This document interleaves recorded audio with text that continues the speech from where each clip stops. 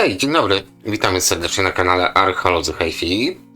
Tutaj kłania się Grzegorz, po drugiej stronie kłania się Darek. Darek, przedstawiłem Cię teraz bezczelnie troszeczkę.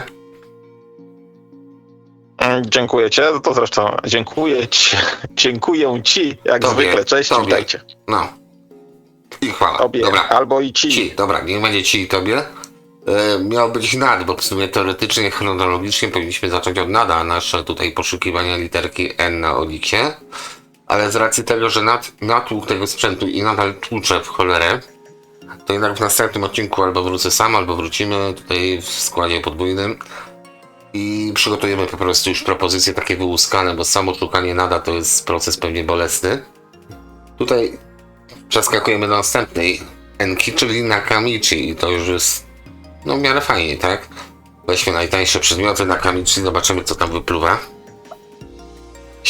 Olix to jest przedziwna maszyna, bo tutaj pioniery nam na przykład wywala z Bluetoothem. Można? Można. O, Przerabiamy to grzechu za każdym razem, jak oglądamy Olixa. dobra, ale sobie zacznę tutaj od razu. Nakamichi, proszę, zestaw z soundbarem. Co ta firma jeszcze coś tłucze? No by na to wychodziło. Tak, oni tam coś, wiesz, to już No nie, to Nakamichi... Tak jak, znakomicie nazwa została. no tak A jak... raczej Znaczy nie, Sansui to nawet nazwy nam nie zostawili. No chyba Sansui nic... Oj, chociaż bym się zdziwiał, gdy zobaczył Sansui soundbara, no i proszę. Marka sławna, marka pionierska, a tu dupa zawsze z tyłu. Dobra, kabelki na Nakamichi sobie odpuścimy, podstawki, w sumie fajnie.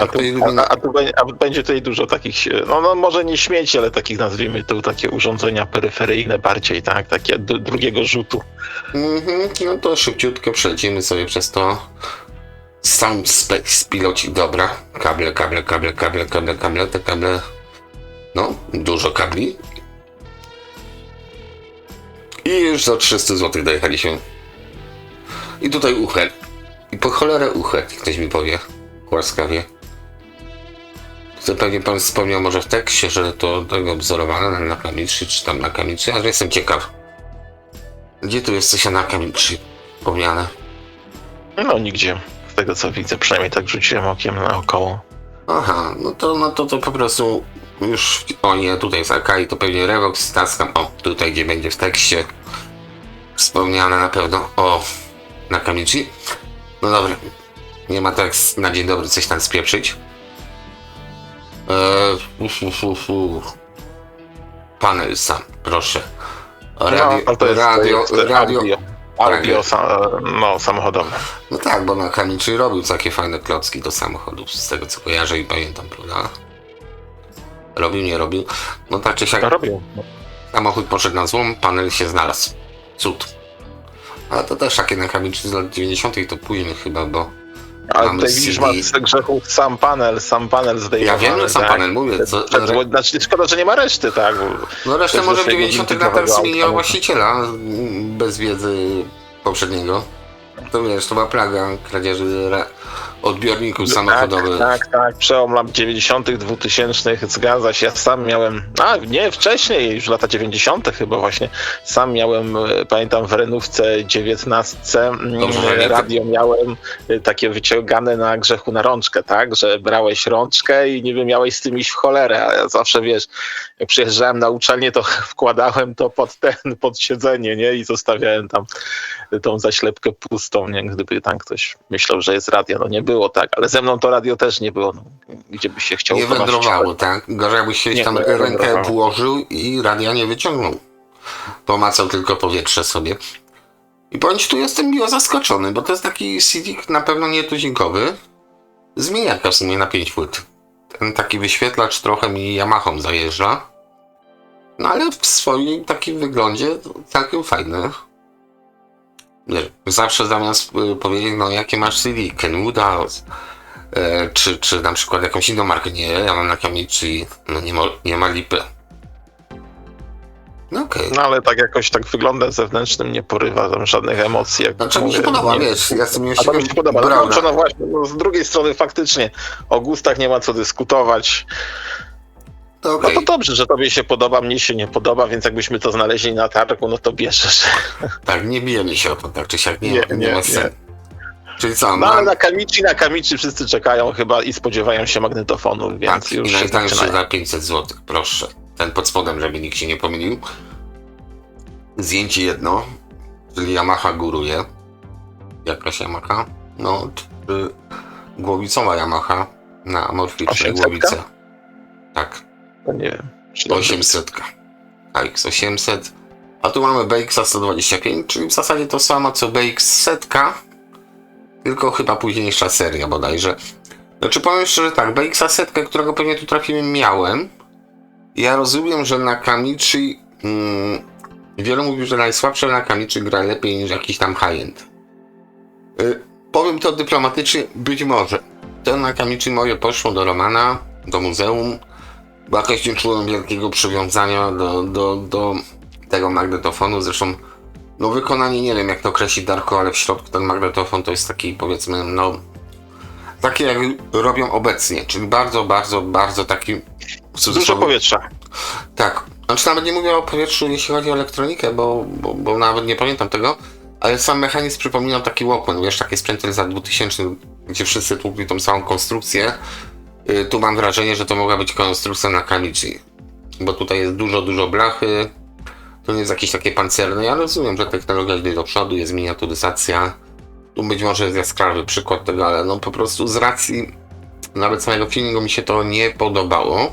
Jednym słowem, tutaj z tych dwóch magnetofonów, które widzimy na Kamichi i Yamahę, Yamaha chyba raczej bez zastanowienia brałbym Yamahę, tak. No, o dziwo, tak, nie jestem fanem tej marki.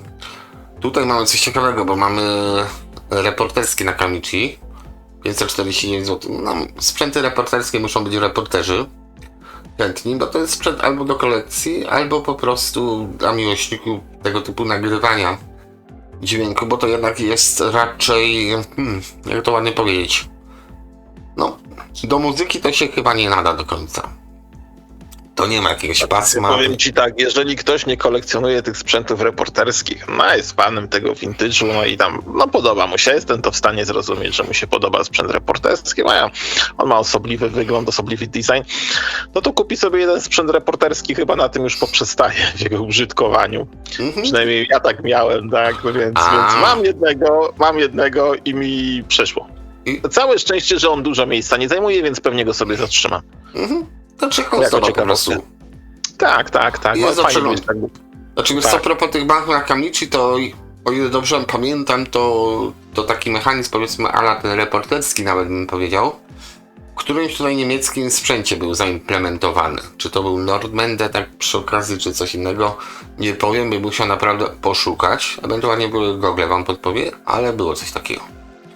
O, miałem ten, czy jak widać drugi najtańszy magnetofon na Kamichi, taki, który jest, powiedzmy, do słuchania muzyki.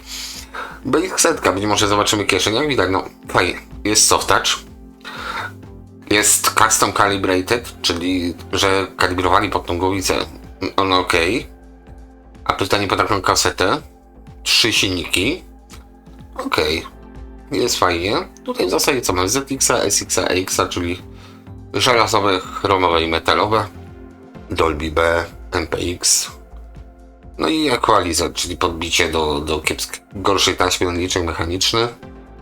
Jak to wygląda w środku? Oj, kieszeni pan mi nie pokazał, no szkoda. Ktoś na pewno był, bo czemu nie? Pewnie paski. Właściwie nie powiem, Darku, czy to jest paskowe, ale chyba paskowe, to by też napisano, że jest direct drive, no to jest powód do chwalenia się. Czyli na razie za 600 zł nic nas za serduszko przynajmniej nie zabiło. Tak samo tutaj, no mamy na Kamichi. Tak jakby wszyscy szukali właśnie na Kamichi, to jednak nie są na Kamichi, gdzie jednak inni producenci może dając więcej. Pewnie powiem teraz herezję, ale są lepsze magnetofony na Kamichi, przynajmniej od tych niskich modeli.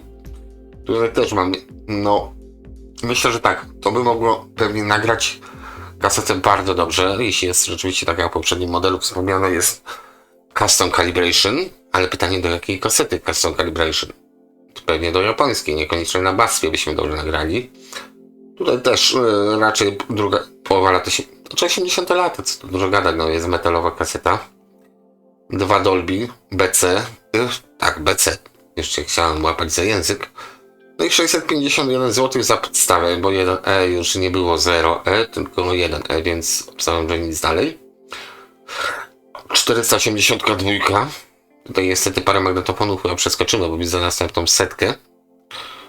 No tu już jest tak ciekawie troszeczkę. Nadal No ale podstawa. zobaczmy, co tu, bo tutaj sprzedawca napisał, że magnetofon jest uszkodzony, więc jestem ciekaw, co tutaj w nim jest Mały uszkodzone. defekt. To nie jest uszkodzenie. Mały defekt, tak. Uszkodzenie, jakby to się roztrzaskało na drzewie. To jest mały defekt. No. Cichy mechanizm, podwójny kapstan. Więc tutaj już tą taśmę szarpie dobrze. I co? Monitor... proszę! Mały defekt i tu, szczerze mówiąc, może się opłacać. Zaraz przeczytam o tym defekcie, bo jest source tape. Co to oznacza? No, source tape to jest source tape. To znaczy, że masz trzy głowice. Tak, no, że jest trzygłowicowy. Tak. 3 minus za czas reakcji. Nie, bo tu mamy, Grzechu, poślizg. Ty szybciej to widzisz niż ja. Tak, na pewno. Dałem ci czas. Dobrze, wygląda na kompletny. Sprzęt się włącza i działa. Waga magnetofonu. No i co? No tak. Aha, Tutaj zablokowany jest klawisz otwierania kieszeni. Okej, czyli jakieś tam rękodzieło trzeba dokonać. No ale powiedzmy za 600, niecałe 700 zł no, na Kamichi trzygłowicowe to już jest, myślę, gratka. Ta trzecia Ale głowica zobacz, robi różnicę. nie napisali chyba na front panelu, że jest magnetofon trzygłowicowy, nie? Nie, no to masz rację, jeszcze raz przyjdziemy się temu zdjęciu. Discrete Head, bo to się też w sumie u nich nazywało Discrete Head. To taka ciekawostka. Czyli ta dyskretna. No ale jest source tape. Więc po tym można na pewno podać trzygłowicę. Licznik mechaniczny jest też taka podstawa, ale ma powiedzmy te rzeczy, które wystarczą, żeby nagrać jakąś podstawową kasetę, przynajmniej dobrze poziom dobrać do niej. W zasadzie jak już nagrywamy, to piekło nie ma. Następna setka droższa. No, a tu mamy 500 dla odmiany. I tu już jest 790 zł. To już taki bardziej designerskie na Kamichi bym powiedział. Hi-Fi Stereo Kasen. Czemu? Elak na Kamichi? No. Elak? No Tak. właśnie. Chyba. Kasen Tonbengerate. Mój niemiecki właśnie skaleczyłem. Okej. Czyli znaczy się, no to teraz się sprawa nie tyle co rypnęła, tylko wyjaśniła, czyli elak jakiś był właściwie na mechanizmie na Kamichi. No tak, ale tu mamy znaczek na Kamichi, tu mamy opis elaka, tu mamy po angielsku mimo wszystko, tu mamy po uniwersalnym językiem, ale raczej angielski, a tutaj wykichali elak. No i to już jest coś ciekawego. Ładna rzecz swoją drogą. Tak na pierwszy rzut oka dość wygląda prosto, jak wiele magnetofonów właśnie takich leżaków tamtych On czasów. przypomina mi nawet nie tyle co Elaka, tylko Telefunkena któregoś. Ale to tak na pierwszy rzut oka. Okej, na pewno ciekawe znalezisko. Wadmanża, dobra. O Boże. Niech sobie każdy sam przeczyta, chyba że... No tutaj jest chyba warunki umowy, więc opis jest tylko tutaj. Uszkodzony. Ciężko przewija, czyli pewnie idler, jeśli jest idler, a nie paski. Trzeszczą potencjometry, no to... No to okej. Jest po prostu lekko trzepnięty, nie zwichrowany, tak? Można go doprowadzić do stanu użyteczności, ale no jest klasyczny na Kamichi. No tak, jeśli ktoś czuje potrzebę jego za 800 posiadania, to i później jeszcze robienie serwisu, to tak. Oczywiście ten serwis magnetofonu może nie być duży, aczkolwiek może przerodzić się coś epickiego, jeśli macie właśnie Tak, zgadza się. Tak właśnie dokładnie jest, więc no, to ja nigdy sobie nie ma... jakiś czas temu kupiłem AIF-kę, taką ładną, taką po skosie, co ma panel, nie powiem nazwy, bo jest gdzieś daleko, jestem na słuchawkach. Zadowolony, wymieniłem paski, super będzie działało. Po czym, kurczę, no nie nawija. I nie przewija. No i później tak ku własnemu zadowoleniu, gdzie zadowoleniu w sumie, zrozumiałem, że tam w środku muszę jeszcze raz wyjąć mechanizm, wyjąć idlera, który przerzuca się lewa, prawa rolka nawijająca i spróbować dobrać w to miejsce odpowiedni igler, bo ten stwierdził, że pierdzieli nie robi i idzie w świat. Więc takie przygody, powiedzmy, są rzeczy proste, które później mogą się troszeczkę wywalić. No, z Idlerami też jest takie, to jest dość istotne, bo miałem przygody, że też jest kwestia dobrania porządnego, znaczy wymiarowo, tak? Znaczy wymiarowo to nie jest chyba tak istotne, bo masz poślizg, po drugie, no ciężko coś Jest grzechu, jest. Ja już to przerobiłem po prostu. Za mały czy za duży? Końców. Różnie, muszą mieć odpowiednią grubość, wysokość, że tak powiem dziurę. Koniec końców musiałem wydać kasę. Oczywiście kupiłem na eBayu właściwy Idler, bo u nas w Polsce nie mogłem dostać tego właściwego Idlera. Zresztą do tego Hitachi, wiesz którego. Mhm. No, musiałem kupić na eBayu Idlera i to też drogą dedukcji do tego doszedłem, bo nigdzie nie było Idlerów do nich konkretnie do tego modelu, tak? Oglądałem jakieś serwisówki całkiem od innego modelu Hitachi, no ale już siłą rzeczy domyśliłem się, że też tego całą masę nie walili do swoich mechanizmów, tylko to było zamienne. No i dzięki temu faktycznie się wstrzeliłem i udało mi się kupić właściwy Idler. Tak, bo przed tym 2-3 inne były i tak jak właśnie, wydawało mi się, że będzie dobrze, niestety nie było dobrze, ślizgało się i tyle. Wyszło jak zawsze. Spadało po prostu, spadało. A sorry, ja tutaj już patrzę, Made in Japan, dobra. Nie, bo ten Nakamichi tak mi trochę, nie wiem, czy właśnie Luxmanem zajeżdża, czy Onkyo bardziej z front panelu. Bo tak bym widział to troszeczkę Luxmanowato. Nie wiem, czy w opisie... No bardziej Luxmanem jednak te gałki ze skrzydełkami, prawda? Ale w zagłębieniu jeszcze, właśnie taki dość specyficzny. Mi to trochę Luxmanem zajeżdża. No cena już jest taka prawie za Luxmana, więc no why not? Boże, i Luxman tutaj łapki w tym A może maczał. był ten sam projektant, nie? No tak, opchnął tutaj. Tu, panie, trochę podszczypujemy. Tutaj mamy takie gałki. Dobrze będzie. Damy radę. O, następny. To był ten sam Civic chyba, czy nie? Nie, to już jest Civic zwykły. No to jest... Nie, i ten jest nawet ładniejszy. I ten jest ładniejszy. No, bez guści jesteś i tyle. To ty wiesz o Jasne, Civica. no to jest klasyka. Więcej gałek jest, tak? Ale masz calibration chyba, ale to przywołanie pamięci, tak?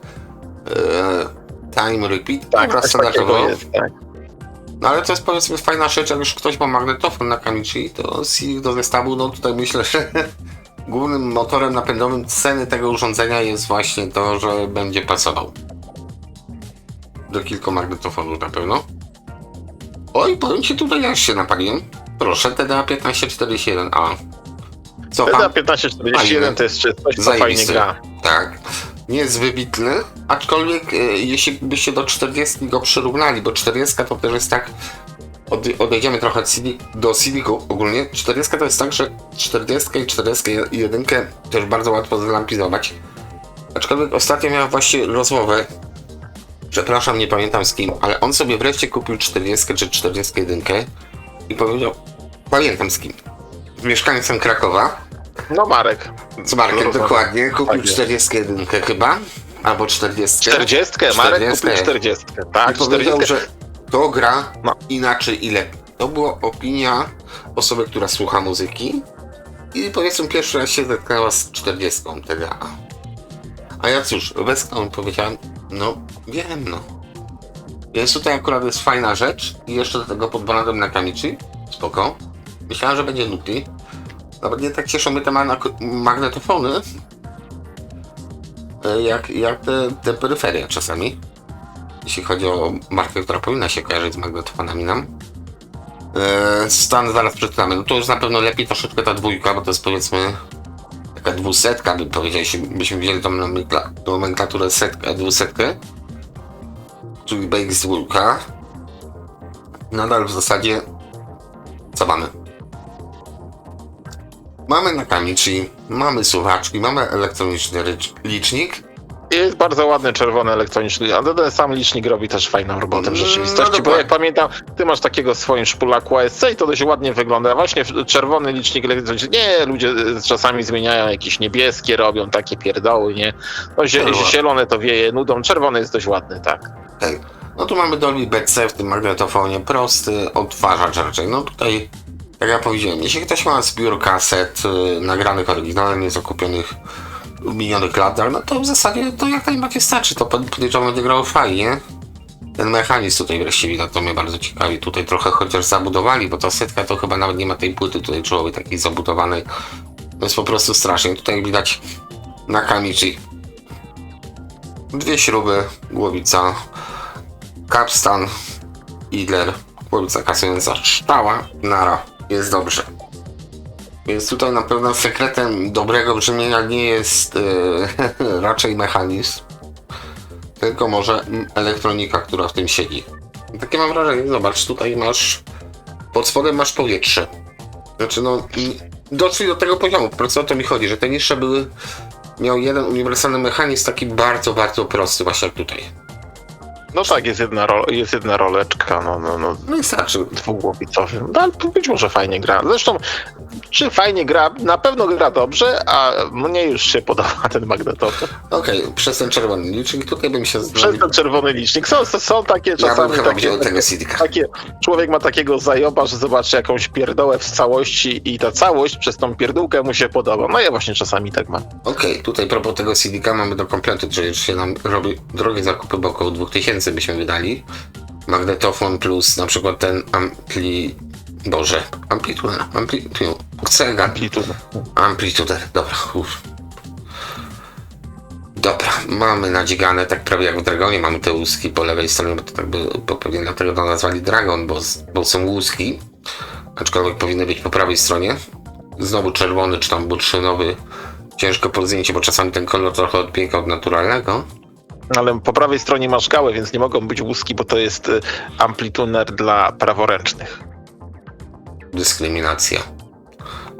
Okej, tutaj akurat ciężko powiedzieć, kto w tym grzewał łapki, bo to obstawiam, że...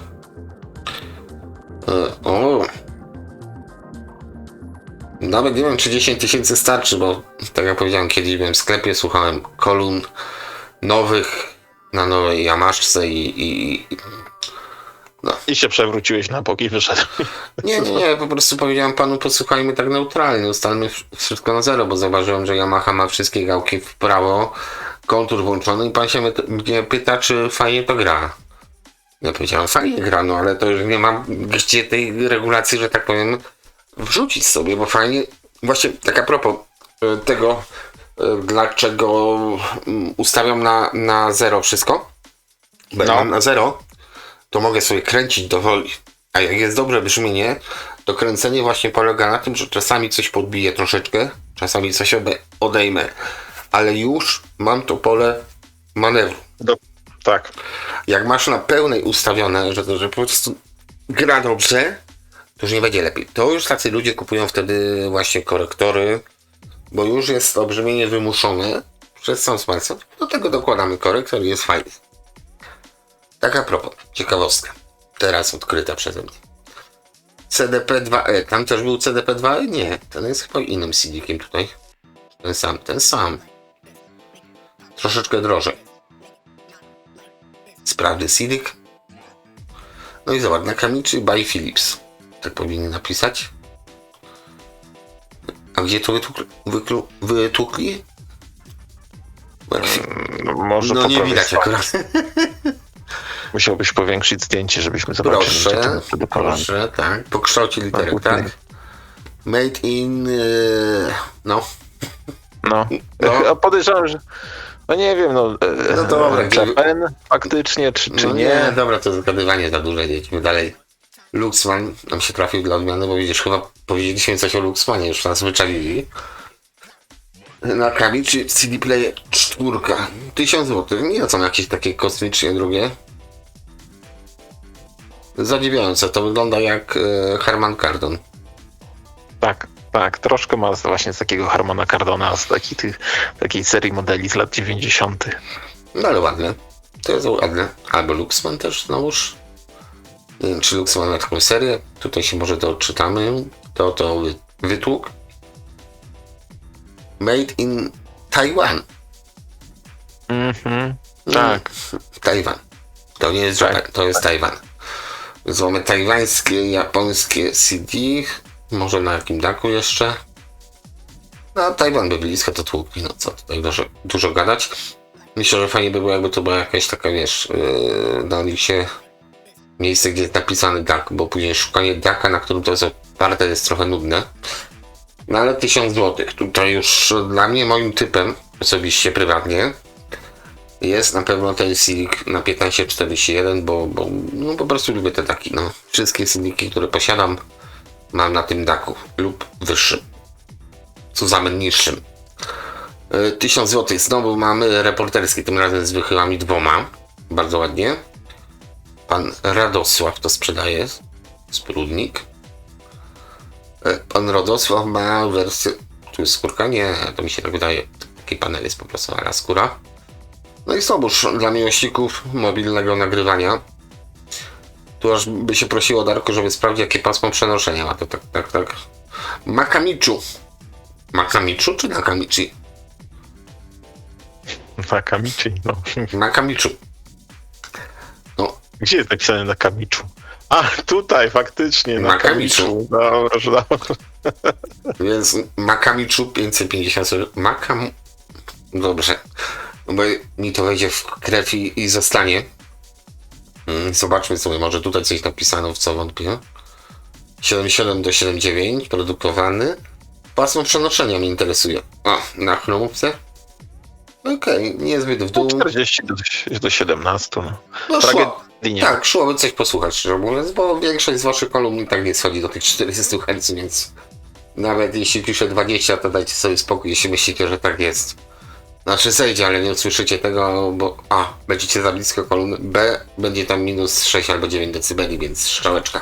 Aha, jeszcze C, kaseta lub CD po prostu nie ma tych 20 Hz nagranych przypadkiem, bo akurat instrument nie schodzi tak nisko, a resztę sobie w główce pokładacie. Amplituner na Nakamichu Receiver 2. Spoglądamy na Receiver 2. One No, wszystko... pokaż. A, to do tego CD-ka, proszę, jeszcze kasetka jest. No i widzisz. I tam masz CD-ka z pilocikiem za 1000, tu masz, komplecik, nie komplecik, ale tu masz 2 klocki za 1000, już masz 2000 i fajne Nakamichi. No, czy fajne ocenimy, spokojnie, tak. Znaczy się fajne, bo jest a to ten sam całe sprzedawca chyba. niezniszczone. Nie, inny sprzedawca. To już jest duży plus. Zawsze mówię, jak sprzęt taki vintage'owy jest z zewnątrz niezniszczony, bo środek zawsze można zrobić, tak? No chociaż po twoim ASC 3000, no to jednak też wiemy, że z zewnątrz też można zrobić, tak?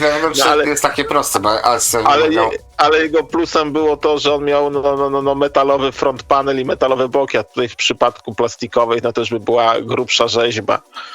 No to tak, ale tutaj jest amplituner, ale to jest sam amplituner, a gdzie panie ta tu amplituner, myślałem, że tu amplituner z magnetofonem, to szkoda. No dobra, pan tutaj widać, to jest taki standardowy tekst jego, 10 000 w salonie, tak? Trzeba by było i niekoniecznie byłoby to warte tych 10 000, przyznam szczerze. Więc dlaczego ludzie kupują stary sprzęt? Bo A, jest tańszy, B, jest lepszy, więc po cholerę coś nowego. I jeszcze przynajmniej ja się kieruję sentymentem, tak? Jak byłem dzieciakiem, szczeniakiem, takie rzeczy widziałem tylko na prospektach, bo nawet u mnie w mieście w Peweksie tego nie było, tak? Człowiek dorosł, zarabia, ma swoje pieniądze i może sobie już kupować, więc to też myślę dużo osób właśnie idzie tym tropem takim, powiedzmy no teraz około 50, no. I zobacz, teraz użyj mocy swoich wyobraźni, rozkręć troszeczkę korbkę, bo pan to bez prądu nam pokazuje. Czy to świeci na zielono, czy na czerwono? Co czujesz? No ja myślę, że na czerwono to powinno świecić. Dobra, ja wstawiam zielony, jeszcze tak pół na pół, nie wiem o co się założymy, ale to post factum, dobra? A to zobacz, gdzieś po sieci może będzie włączony. Nie no oczywiście, czerwony czy Zrób zielony? copy paste, zobaczymy. Maszyna losująca wrzut, no na... Zielony! Zielony, wygrałeś. Wygrałeś Grzechu. Okej, na zielona, sorry, nie pokazałam wam za długo, świeci się na zielono, dużo tych funkcji nie ma, tuner za 1200 zł. Ostatnio akurat miałem okazję tutaj, znaczy jedną informację dostałem i taki tuner naprawiony jest. Jeśli chcecie dobry tuner do słuchania radia, poszukajcie sobie Revoxa z tej serii A. Po prostu. One nie są jakoś horrendalnie drogie, są de facto tańsze.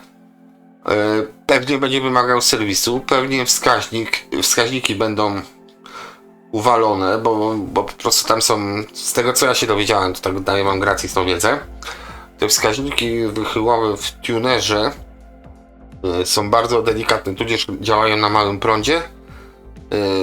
patrząc wynikowo na to, jak one dostają duży prąd, to robią kocioł kwiku i wypadają z gry. Tak więc macie dużo szansy, kupując Revoxa A76 chyba, że wskaziki nie będą działać, bo po prostu się wyrąbały. Taka ciekawostka. Ale wracam do tego, od czego zacząłem, czyli jednym z lepszych tunerów, jakie możecie kupić, no w ogóle ze wszystkich, tak? To jest właśnie Revox A76. Dobrze mówię, czy A78, bo zawsze mi się to robi. Nieważne. A ty to masz. No mam, tak, bo dowiedziałem się, że warto to mieć, więc tutaj... Ale już twój jest wyserwisowany, tak? Tak, dokładnie. Już wartość wzrosła dwukrotnie. 100%. Tak jest, już jest po serwisie. Na Kamichi 530. O, tu jest tak. I ładny. Tu jest I ładny, ciekawy. Tu jest ładny. Tak, I to czarny. podcięcie w ogóle to taka szpara, jak w niemieckim czołgu przeciw tym, Było. żeby kula się odbiła, tak, żeby nie trafiła w kierowcę czy tam w kogoś, to też były takie wcięcia. Mamy programator 4 stacji i taki design właśnie fajny. Bardzo ładny, mi się Power podoba, taki czerwony. niecodzienny, nieoczywisty, a też nie przesadzony mnie się wydaje. Do nada by pasował. Tak, do nada by To pasował. jest takie maleństwo. I zobacz, jak w niepewności trzymamy wszystkich. Zamiast tutaj Dragona wyskoczyć, no Menomen Dragon jest niewiele większy od BX-a setki, tak a propos, to jest bardzo mały magnetofon. Tak jakby sobie Dragona ktoś wypowiadał takiego parkerka, taki półdzian po prostu na kasetę, to nie. Miałem okazję to widzieć na żywo i to... No nie no, że... No bo na Kamichi, tak, no wiadomo, i to Dragon, ale to nie jest jakiś właśnie taki... No kawał gnojka duży. To jest po prostu magnetofon, który ma nadzikane funkcje. Tuner ST7 to chyba wysoki model. Mamy programator, no i w zasadzie lecimy dalej, bo ten tuner kosztuje 1500 zł. A Iwa Excelia, no to też jest fajna rzecz. Tak. Sorry, zboczenie małe, bo to zdaje, bo to tutaj kolega Dominik właśnie zawsze mówi, że on takie coś serwisowo mówi, że to ma koło zamachowe wielkości szpulowca. No może trochę przesadził, ale to jest cholernie dobry magnetofon, 1800 zł Excelia. DBX-a mamy, Dolby mamy. Trzy głowice są. No w zasadzie to jest wszystko, bo to jest dosyć, że Iwa to już taka typowa rzecz. XK007, ja miałem Iwy kiedyś Sidika, nazwy nie powiem, ale też pewnie X był tam. Też 007 i ten Sidik chodził i grał całkiem zajebiście, więc ogólnie Aiwy, warto poszukać tej firmy jako tako Aiwy, bo tam czasami są naprawdę fajne cukierki, nawet jeśli nie wiecie, że to są cukierki, jak poznacie to zasmakują i wejdą po prostu w nawyk. Okej, taki off-topic rzuciłem. Tutaj co mamy? Tuner, wzmacniacz, tuner. 2000 zł. I na razie powiem Ci tak, jeśli chodzi o Nakamichi, były takie ciekawe rzeczy do 1000 zł, później takie mniej ciekawe, 1000-2000, to powiedzmy ciężko było znaleźć uzasadnienie tych kwot. Tak mi się wydaje. Nie wiem, jakie jest Twoje zdanie. No jest to uzasadnieniem tego, że jest to firma Nakamichi też w dużym wypadku mi się wydaje tych kwot. No tak. jasne, ale z drugiej strony powiem Ci tak, masz firmę Akai, ona robi zajebiste, bardzo trwałe, niemalże niezniszczalne, niestety nie debiloodporne magnetofony szpulowe, szczególnie te stare, gdzie masz płyty. No. One nie są. Akurat 2 razy się naciąłem, że kupiłem troszeczkę w ciemno i 2 razy po prostu udowodnili mi, że nie są debiloodporne, czyli jak macie ten magnetofon szpulowy na płetwy, to sprawdźcie, czy te płetwy przypadkiem, znaczy bez chamstwa, nie? Czy nie idzie ich włączyć jednocześnie, bo jeśli idzie ich włączyć jednocześnie, to wierzcie mi, naprawa tego jest cholernie droga, bo tam jest po prostu rozerwany cały mechanizm blokady tych płetw i przełączania i w ogóle jest rozrywkowa sytuacja bardzo. Ale ten mechanizm, z tego co pamiętam, jest dostępny, przynajmniej był dostępny Ale na drogi. eBayu, tylko że on nie jest tani, prawda? Tak. No. Bo kiedyś przy jednym, żeśmy, że tak powiem, bo ja znalazłem, czy ty znalazłeś, żeśmy się przymierzali do naprawy, ty się przymierzałeś do naprawy jednego ze swoich chyba Akai. Pamiętasz tą historię, nie? Tak, Akai leży w garażu, ale też Tak, odpuściłem. i nie no, nastąpiła kapitulacja, bo to właśnie koszty idą większe niż zakup samego sprzętu, a można sobie kupić sprawny taki magnetofon. Za tą kasę, którą można po prostu byłoby wrąbać w ten magnetofon. Tak. Czasami po prostu lepiej wydać więcej niż zaparty iść na pałę. No niestety, czasem po prostu trzeba coś porąbać, odpuścić, ewentualnie rozebrać na części, bo po prostu nie ma to sensu. A tu mamy kontrol preampa. Darek coś przełyka bardzo głośno, pewnie pije herbatkę. A nie, tym razem nie, poszedłem w coś zimnego do lodówki. A, dobra, to musisz zatykać usta jak pijesz. To wszystko słychać, ja ci powiem, nie? No, Niestety. za tylko butelką jak piję. No, co mam sobie jeszcze do ryja wepchnąć grzechu, no. Nie, dobra, nie zaczynajmy tego, bo będzie źle. No. Dobra, mamy 3 zestawy głośników i to... Aha, amplifier speakers, bo to jest preamp, tak? Opisane tak trochę chaotycznie tutaj. Zaczęliśmy, no nie, no jest preamp amplifier. 3 monitory do tape'a. No ładna rzecz, powiem ci. To bym szarpał. Ładna, ten... Uniwersalna przede wszystkim. Na Kamichi też chyba miał taki... Na Kamichi też miał taki właśnie leżący pod kątem, jak ten przez wzmacniacz magnetofon również. nie? Tak, to była cała seria, taka może trafimy na tą wieżyczkę. Pionowe też były, proszę pana. Były, ale akurat w tym przypadku mówię w tym pod kątem, tak, z tymi jeszcze uchwytami. No okej, jest No tutaj, tak, widać teraz ładnie w sobie okazałość. jest ładnie. To jest ładnie, tak. 2800, ale myślę, że do taki powiedzmy tutaj kombajn przedsmestrzeszowy to jest całkiem fajna cena. Bo tak naprawdę kupić preampa sensownego to jest tak... No trzeba wydać troszeczkę, tak? No za 300 zł ciężko kupić preampa. Można, ale to naprawdę trzeba mieć farta. Ten magnetofon mnie ciekawi, bo z tej serii PX 100, 200, 300 ten jest jakby topowy. Masz ten cholerny czerwony licznik swój. Jest maleństwo, bo to jest kasta cały czas sama, jedno zdjęcie, więc to niestety musimy niestety powiększyć sobie. Mamy pamięć licznika, sterowanie po lewej stronie mniej więcej to samo. A po prawej co mamy? Dolby BC i najważniejsze tape monitor, czyli już mamy trzecią głowicę. EQ, dobra. No reszta zostaje, tutaj jest dużo guziczków, ale tak naprawdę... A, bias jeszcze masz, okej. Bias tune. Ale tak naprawdę dużo guziczków, mało funkcji. Bo te guziki tutaj można by było, nie wiem, 2 przełącznikami, 3 przełącznikami kabelkowymi, czy 4 ewentualnie po prostu zastąpić. 4, a tutaj mamy dużo guziczków. Jaka różnica? No ale to już jest magnetofon, który dobrze wygląda. Ja mówię, też projektantów mieli fajnych, tak? Tutaj te złote linie, złote napisy, tutaj ta kaseta szczotkowane aluminium, nie wiem, czy to jest plastik pewnie, tak? Albo aluminium. Kaseta chyba aluminium. Chyba aluminium, tak, bo ona się odróżnia od reszty front panelu, więc to jest faktycznie może szczotkowane aluminium. Ten ponownie czerwony wyświetlacz, więc on dobrze wygląda. No tak? okej, jest fajne. To ważne, żeby sprzęt dobrze wyglądał, chyba że jest jakiś naprawdę wybitny i rzadki, wtedy nie musi wyglądać dobrze. Wtedy ci, co przychodzą i widzą u ciebie w domu, w mieszkaniu taki sprzęt, mimo że może nie za fajny z wyglądem, ale wiedzą co masz. No, a tutaj Darek, ty już wiesz, bo to akurat przypadkiem trafiliśmy 3000. No i troszkę tak, i troszkę właśnie do tego piłem, masz rację, i troszkę do tego piłem, że to może nie wygląda, ale jest... To jest fajne. historia, bo to jest pierwszy magnetofon 3-głowicowy. Zobacz, jakie tu masz pod klapeczką, widać co jest. Pod klapeczką zawsze najfajniej. Chyba też tak się nazywa, dlatego Tree Tracer. Tu był trzeci ślad, co ja gadam. No masz po prostu trzeci, ale tu masz co? Recording Head Azimuth Argument, czyli możesz sobie wyregulować azymut tutaj, proszę. Głowicy. No i bardzo fajnie. No bardzo fajnie. Jest on switch jakiś. Najpierw trzeba włączyć. Aha, instrukcja jakbyś nie miał. No, włożyć kasetę, tak? No. I Testowo. pokręcić gałkami w lewo, w prawo. Aż będzie. I wszystko będzie grało. Tak, jak I będzie się masz świecił. switch control. Mhm.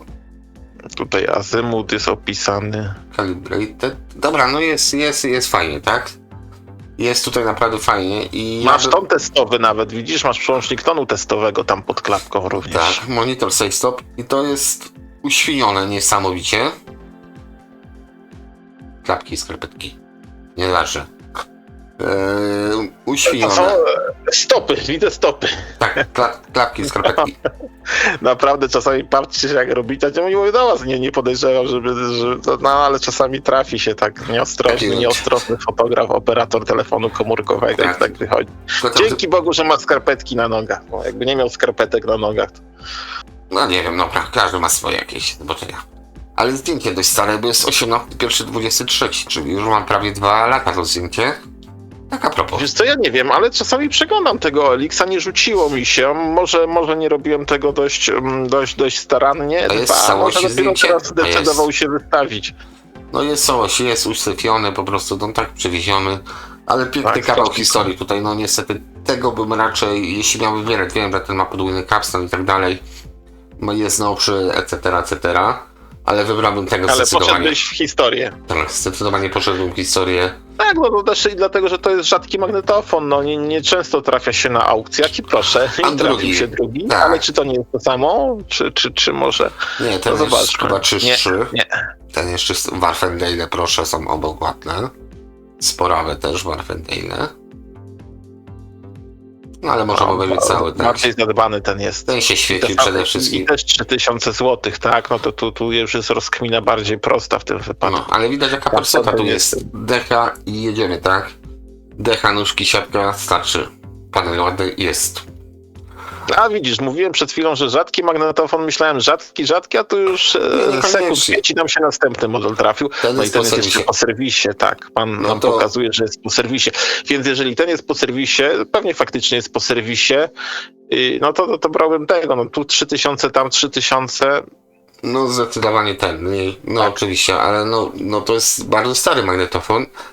A zrobione jest no po prostu mistrzostwo. Masz tylko znaczek na kamienicy, w zasadzie kaseta cię też za bardzo nie interesuje. No jest pięknie, to jest dla mnie sztos. No tak, raz, że bardzo stara, drugi raz, jak mówiłeś, no pierwszy magnetofon trzygłowicowy to już taki, wiesz, no naprawdę sprzęt historyczny, nie tylko taki kolekcjonerski, ale jeszcze do tego historyczny. Dual. Chciałem powiedzieć Dual C844. No niestety to nie jest. Fajny magnetofon, dwie prędkości, nie wiem po co ta druga prędkość. Dual dobrze gra. No drugą prędkość miałeś do nagrywania mowy po prostu, Grzesiek, wiesz? To jeszcze były te czasy, kiedy... Co? Nie. Drugą prędkość miałeś ty, rozpędziłeś się, bo drugą prędkość owszem miał magnetofon, ale marki telefonkę, to był model HC czy HR300, pewnie obydwie nazwy źle trafiłem, on miał drugą prędkość niższą, a ten Czekaj, Dual ma a drugą prędkość 844 miał wyższą. Tak, Dobra, masz rację, no tak, miał wyższy. Dobra, wróć, to nie to. dokładnie. Tutaj mamy coś takiego, co jakby zmazali na kamienicy, napisaliby Unitra, też by przeszło. Tak, No, tak no szczerze. tak. Zrobiliby napis Unitra, byłoby okej. Ktoś by powiedział fajny Unitra. Z końcówką mocy jakiś. No szczególnie po tunerze, tak, widać. No, to takie... Może Unitra się To wzorowane. tuner mógłby wyprowadzić w pole, Ale to aczkolwiek jest chyba to jest maleństwo takie- jakieś. No właśnie nie wiem, nie? Czy to jednak nie będzie sprzęt normalny, te 42-3 cm. Nie, to jest maleństwo. 30 proszę pana. parę. Maleństwo mówisz? Myślę, że maleństwo to jest tak, zobacz z tyłu. To jest maleństwo. Zdecydowanie. Zobacz, wtyczki do prądu. Co, z jakieś 38 cm? No, może nawet mniej, czyli malutkie na kamicy mamy. Taki dodatek do A ciekawe, magnetofonu. może jest w opisie, co to Nie. jest. Nie ma. Jest wieża na Kamichi. Dobra, to jest ciekawe. No taki dodatek do kasety bym powiedział. Taka przystaweczka. DE3, CD4 i AST2. Myślałem, że szybciej wszyscy na Kamichi przyszedł, że nie ma. Tutaj proszę. No robi się drogo. A cała wieża, ale masz 4000 Mhm. za całość. W kaseciach tam mieliśmy wcześniej tego chyba. Jak dobrze pamiętam, tylko bez prądu. No to jest ładnie. Ładnie. Tylko aż za ładnie jest jakby prześwietlone zdjęcie. I trzeba sprawdzić, by było w internetach, co to jest tak naprawdę. Czy to jest freehead? Nie, two-head capset deck. Więc mamy No zdjęcie długowicowy. jest troszkę prześwietlone, dlatego że czujnik poszedł na czarne, wiesz, i dobił flashem. No, okej. Albo długością ekspozycji, więc dlatego może jest lekko prześwietlone. No ale zestaw tak samo jak mówiłem. Kurde, no ładny zestaw, tak jako całość. No bo o to Ładny, chodzi w ładny. zestawach. Jest na Kamichi, jest... Czegoś mi tu brakuje, proszę pana.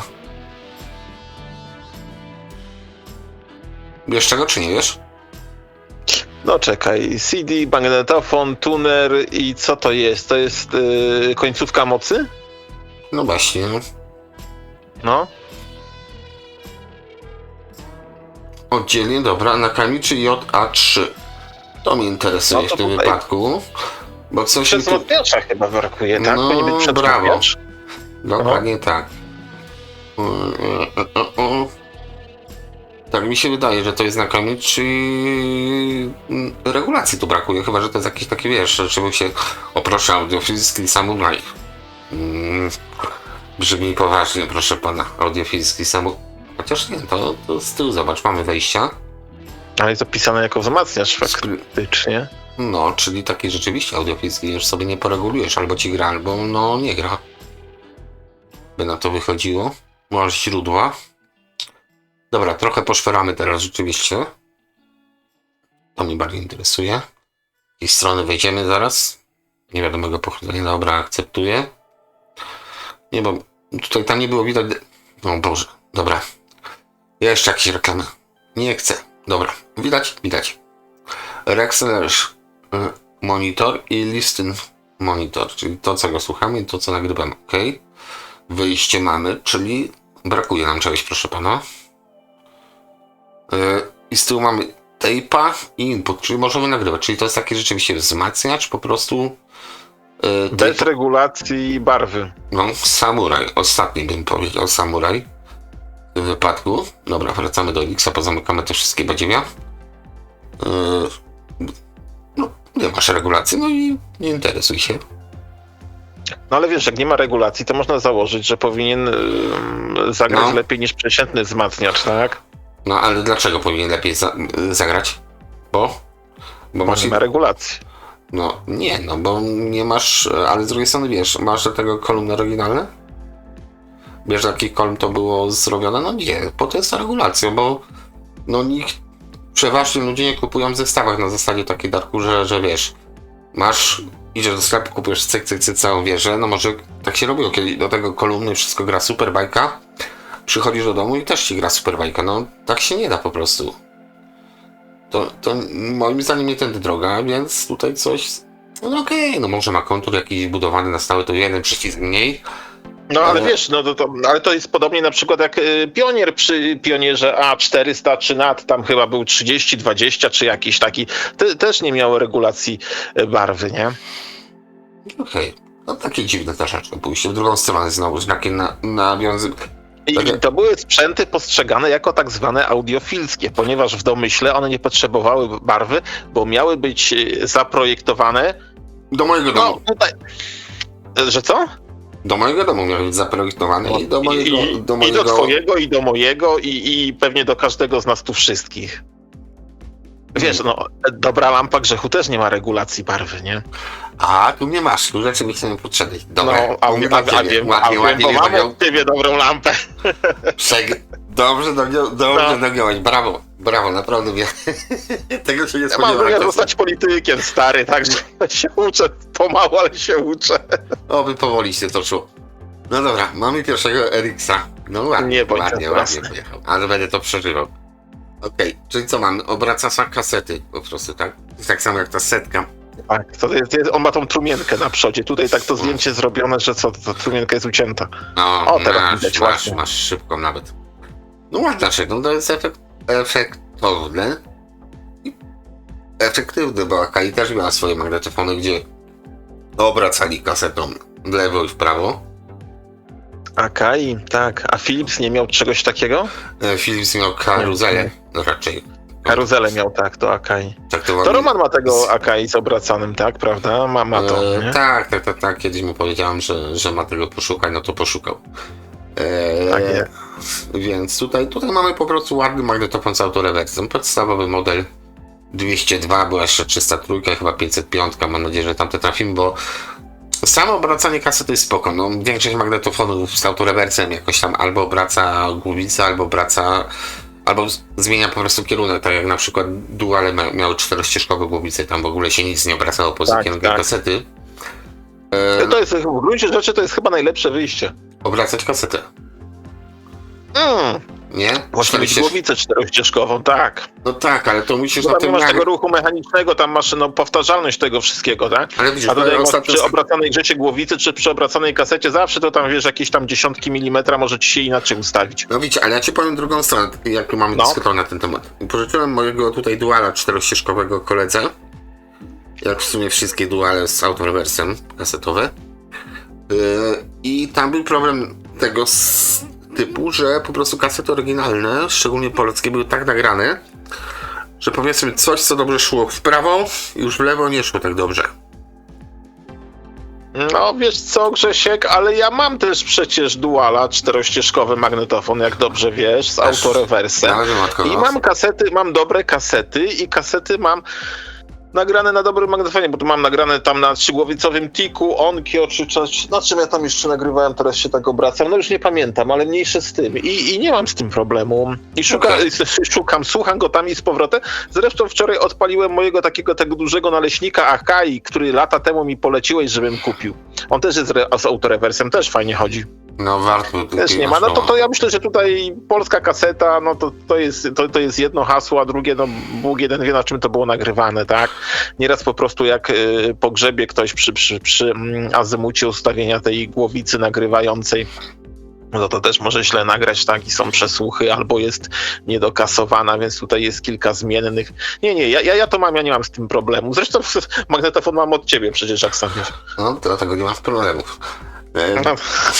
No bo skromność przede mnie przemówiła, po prostu wyrąbała tak, że aż mi wstyd, że nie powstrzymałem. A, co tam?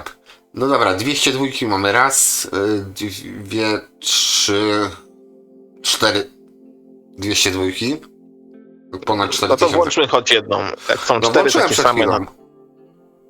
To była 202? Tak. A tu jest 300, zobacz w kartonie. No ale 300 to patrzyliśmy. No, a może pan nie wyjął do zdjęcia? Jest karton. No i 300. O. No z tym kartonem to trochę przenika, bo nie wiem, to czy dopierdalam się teraz, przepraszam za słownictwo. No, mów. No ale kurde, no to tak chyba tutaj strzała dostało. No tutaj tak, tutaj troszkę tak jest. No obtarł się od styropianu. Też może za długo leżał w kartonie. Zobacz, tutaj też się pocierało od styropianu, no tutaj się pocierało. Tak. No okej, fajnie jest karton. Ktoś go słuchał przed 20 lat, czy gdzieś... Mogłoby mu pomóc to, jakby nie leżał w kartonie. Być może masz rację, tak, więc nie zawsze kartonowe są lepsze. No, to, że jest karton, no po prostu jest karton, takie jest moje zdanie, tak? Przepraszam, jeśli kogoś urodziłem, no po prostu wersja karton. Też troszkę mrugam okiem z tego względu, że też mam kilka sprzętów w kartonie, mam jakieś tam Sansui w kartonie Amplituner i faktycznie on wygląda idealnie. Mam Kenwooda kasetę z kartonu. Coś tam jeszcze z kartonu, ale to nie Dobrze, zawsze... że nie dom i nie mieszkasz w państwie z kartonu, bo to już by było gorzej, nie? A, wszystko grzechu przed nami. Na szczęście dom z kartonu nie jest, to domy z kartonu to mają w Kanadzie i USA to mają domy z kartonu. Tutaj tak, nie, to jest porządne budownictwo. 50-60 centymetrów mam muru, także jeszcze siedzę pod ziemią, więc jestem przygotowany na wszelkie ataki. Dobra, tu mamy 3-głowicowca, ale już takiego fajnego. Pamiętasz ten amplituner, co ale ci się widzisz, podobał? Grzechu, tak, do amplitunerka tego, co żeśmy oglądali z pół godziny, 40 minut temu on by pasował, bo to jest ten sam właśnie, to jest od tej serii. Ale masz już regulację dla 3 kaset, bo to jest też taki wyróżnik tych lepszych na Kamichi, co wszyscy się ślinią, że możemy nie tak jak w pospólstwie, że tak powiem, w magnetofonach wyregulować sobie bias, wkładamy kasetę, regulujemy bias, tylko za każdym razem wkładamy inną kasetę, regulujemy bias. Tu powiedzmy jesteśmy bogaci troszeczkę, możemy sobie na przykład wyregulować bias i poziom dla jednej żelazowej, dla jednej chromowej i dla jednej metalowej kasety.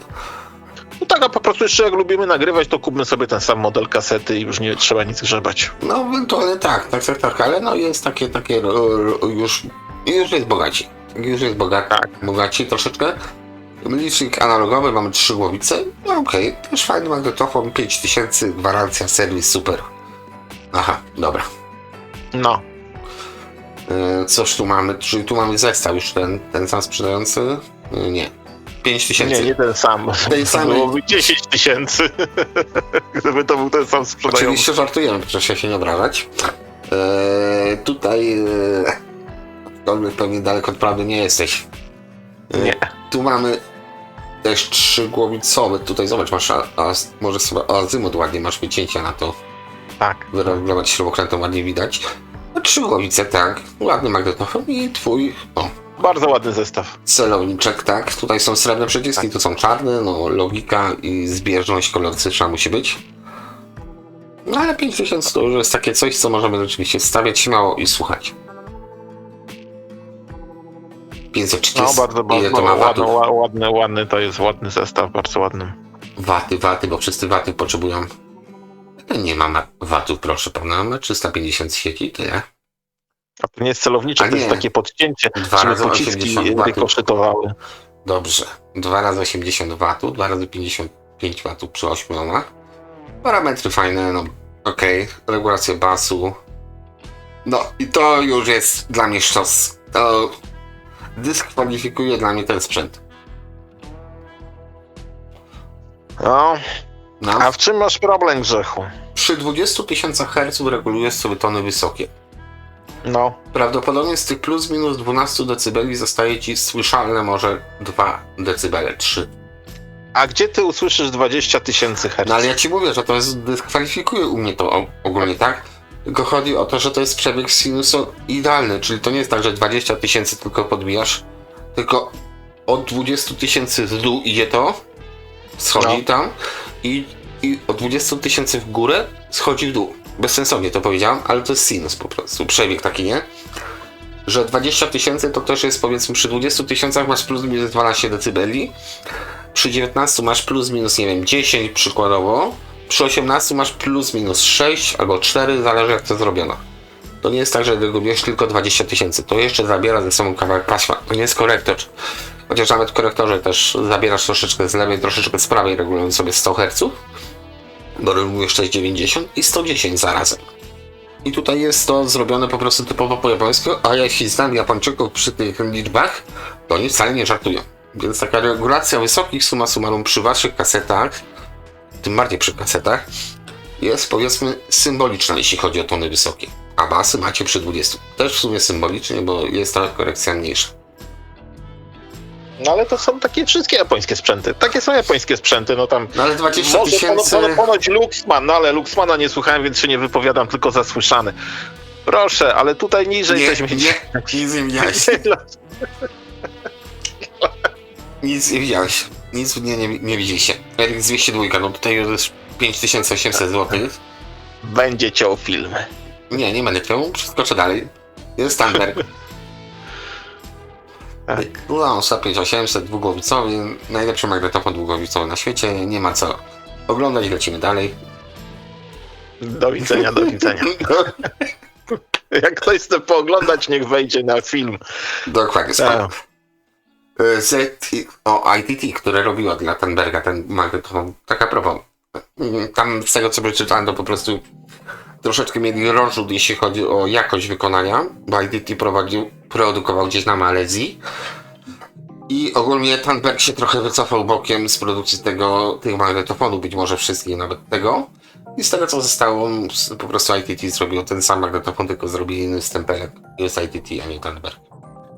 Może się Tak postarać. jest. ZX7 mieliśmy? Nie mieliśmy, ale to chyba zdjęcie słabe, to już mamy 8000 zł, proszę. Prawie Dragon. Czerwony licznik. No po regulacji w serwisie, czerwony licznik, zielone podświetlenie kasety. Pytanie, Fajny jest. No Fajny jest. Dobrze wygląda. Cena jeszcze nie jest zaporowa, tak? Chociaż ja tam gdzieś ostatnio zaglądałem znaczy gdzieś, nie gdzieś, tylko na eBayu, to widziałem, no trafiają się już dragony za 15 000 nawet, także nie trzeba za 30 kupować. No okej, no i bardzo dobrze. Tutaj coś się zdarło, że tak powiem, chyba monitor, ta ostatnia gałka jest.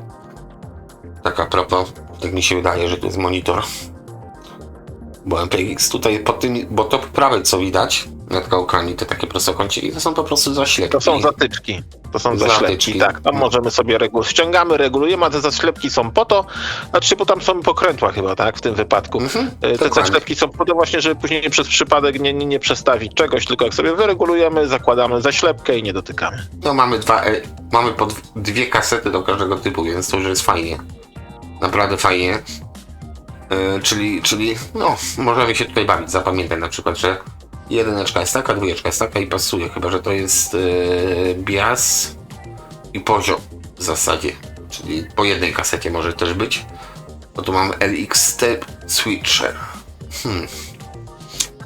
No, dokładnie tak jak powiedziałem. Widzisz, tutaj masz po lewej stronie w calibration masz bias No. do góry Jak wciśniesz ten bias, to dopiero kalibrujesz lewy, prawy kanał dla jednej kasety. A pod spodem masz level, czyli sygnał 400 Hz, które mają też nomen omen tunery. I tym sobie regulujesz te dolne dwie gałki, więc masz 3 rodzaje taśmy, tak jak w tym magnetofonie wcześniejszym. Oprócz tego masz azymut tutaj jeszcze na 2 diodach, czyli kręcić w lewo, kręcić w prawo, jest ok. To jest chyba podaje jakiś sygnał po prostu prowadzący o wysokiej częstotliwości, który tutaj mierzy. I w tym wypadku po prostu dlatego azymut jest w stanie wykalibrować sobie. W tym wypadku to chyba nie ręcznie, tylko automatycznie. No i w zasadzie co? No piękny ZX7. Na Kamiczy są jeszcze ładniejsze magnetofon. 8300 zł. 700. 9300. Tak. Takie małe, skromne. Mam nadzieję, że pan klapki otworzy. No ja tam otworzył. Monitor, 3 głowice. Ładny stojaczek. No to są ładne takie klasyki, bym powiedział. Trochę KI przypomina. Absolutnie nic w wyglądzie, co mówi cokolwiek de facto widzowi. Długo leżał nieużywany. Jest sprawny, ale nie jestem fachowcem, może wymagać regulacji i serwisu, tak? No 9300, odważnie. No nie no może te magnetofony ktoś wystawia jeszcze drożej, jeszcze odważniejszy był, no to czemu pan ma być gorszy? Tam mogła To zrobić... akurat była pani. A, dobra, no to pani, to tym bardziej. Tu mamy ZX9, tam była ZX7, więc to mamy top chyba. No nie chyba, na pewno. Licznik, tutaj zmienili ci to zielone podświetlane na żółte, żeby wydawało, że to jest ten szybszy. No ale reszta, o, mamy gałki bez zaślepek. Tak jak No i mówiłem, tak, tam jest taki monitor, tak? no w Do zasadzie przodu, chyba tak. idealny. I taki dość podobny, bym powiedział. To była 7 tam na pewno? Teraz już To wyglądało pisałem. tak samo, tylko tutaj nie masz zaślepek, a tam miałeś zaślepki, więc... No dobra, możemy Nie, cofnąć chwilę. Tu O, jest siódemka. siódemka. Dobra, gdzie jest, Tak. gdzie jest Woli w tym momencie zachodzę? Głowę. Bo tak chciałbym zauważyć, że bardzo podobne cholera magnetofony. Tudzież identyczne. No tak, to samo. To drożej.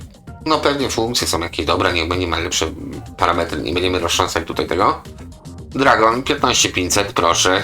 Co O, łaska. widzisz, no to nawet i u nas już 15500. A może tak, to sama broszurka, zobacz, zdjęcie z katalogu i tyle. sama broszurka, tak? No w ogóle, no faktycznie, no tutaj... A zobacz w opisie, za co jest. Kultowe urządzenie w bardzo dobrym Urządzenie. stanie, po serwisie, wymianą pasków, kalibracja, pan po prostu No ale to jak ja bym chciał to sprzedać jednak za 15 000 albo kupić, to ja bym chciał zobaczyć oryginał, bo to nie wiem co to jest. No, ale Właśnie to jak Grzesiek mówisz. słuchaj, ale za 15,5 koła nie powiesz panu, że panie paczka wyślij mi pan, to już jedziesz samemu, no wkurzysz się No na ale to jest, miejscu. tak chciałbym zobaczyć, bo nie wiem, czy to tak jak mówisz, no to jest zdjęcie jego, tak? Czy właśnie z jakiejś broszurki, no. Nie No z znam broszurki, też nie, wszystkich broszurek. no dobra, nieistotne. Zdjęcie za 15,5 koła, proszę bardzo, tak się sprzedaje. I w zasadzie różnica jest, jak widzicie, gałek jest tyle samo, czyli mamy tutaj pionowo dla odmiany. Bo tutaj To mamy, jest akurat inaczej. no, jedyna tak naprawdę pomiędzy tymi magnetofonami różnica jest ta, że to cholerstwo ma jeszcze auto-reverse. No i azymut tu jest chyba automatyczny, przepraszam, bo to jest tak samo jak w Marancie jednym. Automatyczny azymut, a tutaj masz manualny azymut. To bardziej jest do nagrywania, dobry sprzęt, a to już No. jest sprzęt typowo po prostu do wszystkiego. Do nagrywania i do słuchania. Tak, ma A zobacz, autorem. skąd jest sprzedający, gdzie to trzeba by było po niego pojechać. Już grzeje silnik. Pan Jerzy Tak, jest zaraz nie Małopolski. Połomice, Małopolska. Dobrze. A nie wiem, czy to chyba coś z tych niepołomic, tak, a coś z tych Proszę, niepołomic. masz Dragona. Jakiś ten- Następny Dragon, 18 000. ZX7 gratis. Oj, jakim wspaniały te dragony, no kto by się spodziewał? Cud. Prawie 50%. No. Dlaczego? Ale dlaczego? Ja nadal jakoś tak nie potrzebuję, szczerze mówiąc. Ale nie, i to właśnie akurat w czym ci przyznam rację, bo czasami oglądamy te różne rzeczy i są ceny powystawiane. I tak jak mówisz, Grzechu, tak jak mówimy, podłączę się do tego, to nie jest kwestią, za ile to jest wystawione. Tak, no bo jakiś czas temu one były wystawiane po 30 000. Tylko ile ktoś jest za to w stanie dać, tak? Lub chcieć dać, więc Będą stały. tak. I będą stały. Teraz już 17 999, a stały po 3 dychy, jak dobrze pamiętam. No, masz dwa, po 15, po 17, bo tak jak powiedziałem, ten magnetofon ma 2 funkcje więcej niż ten magnetofon, który kosztuje połowę. A za tą połowę tej kasy... To ZX7 jest za 18, czy Dragon jest za 18? 18 jest Dragon. No to jednak dobrze. Ale 7 kupisz to... taniej. Reasumując. I tak jak powiedziałem, one są małe dość, tak a propos, nie? To nie są jakieś olbrzymy takie molochy, rzeczywiście ukute jak te stare magnetofony, że to po prostu napierdzielać. Proste, malutkie magnetofoniki bym powiedział. I to co jest clue. Te dwa magnetofony one za bardzo się od siebie nie różnią. Poza tym, że tu jest trochę bardziej debiloodporny, czyli azymut się automatycznie, natomiast masz autorewers. Aczkolwiek za tą kasę kupujesz ten, żeby zajebiście nagrywać kasety. Tutaj te funkcje masz te same, mniej więcej. I za resztę kasy, czyli za 8000 kupisz sobie w miarę fajny magnetofon z autorewersem. Wiesz, że za 8000 znajdziesz fajny magnetofon z autorewersem do odtwarzania już dobrze nagranych kaset. Tak. Więc tutaj kwestia właśnie przeliczeń. ZX9. Zobacz, ZX9 wygrywa dla odmiany, czyli taki bardziej purystyczny 25 000. No, w tej Małopolsce mają rozmach, powiem ci. No. Wieliczka. Tutaj jeszcze zobacz, co tu jest. Zamienię na RSB100. A co on zamieni na RSB 100? Ten cały zestaw? No raczej tego nie widzę. No ja też tego nie ten zestaw. Tutaj te CD, tak moja uwaga. Miałem ten CD i przy tych CD po prostu wypalają się te LCD. Ciekawostka. Aha, Technics. Przed chwilą żeśmy widzieli komplet Technicsa, teraz widzimy Maranca. Tak, plus Akai topowe. Być Akai. Jeszcze ten Technics. I Revoxa na RSB. Dużo jeszcze dalej Technics. I to gdzie ten Revox? Jeszcze Technics. Nie ma Revoxa. Nie ma Revoxa, no.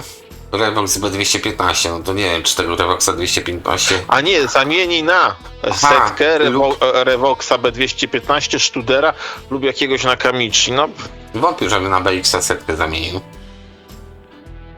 No to przynajmniej jak chodziły, jak ja w ogóle nie widziałem. Ostatnio też szukałem setki, tak z ciekawości, żeby zobaczyć.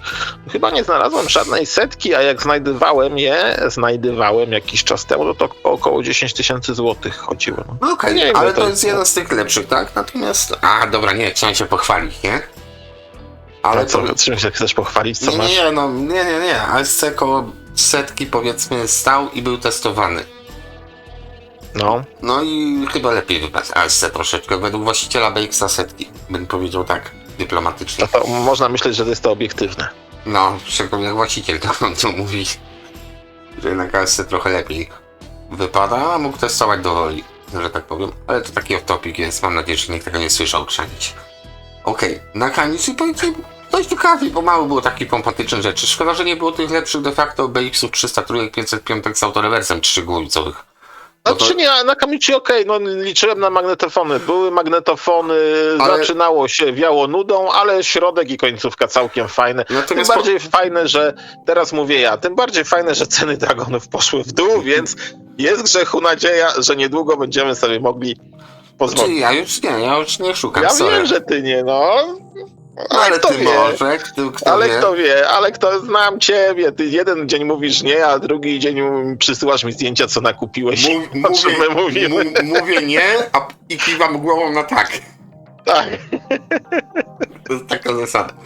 No więc co, to tak jeszcze sprawdzimy jeszcze jedną rzecz, dobra? Tak nie pociągnę trochę z tematem, bo dobrze się klei rozmowa, więc trzeba to wykorzystać moim zdaniem. Normende. Nie jest tak źle. Normende. No jest. Północna Menda, jakby to nazwać. No chyba nie tak, ale dobra, niech będzie LB700 i zaraz ustawimy do ceny najtańszej. Spokojnie uzupełnimy tą literkę, natomiast tak jak powiedziałem, z NAD-em musimy dość, że tak powiem, ostrożnie podejść do tematu, bo tego jest za dużo. Firma na szczęście nadal istnieje. A tutaj proszę, chyba filharmoniki małe, nie? Normende LB700.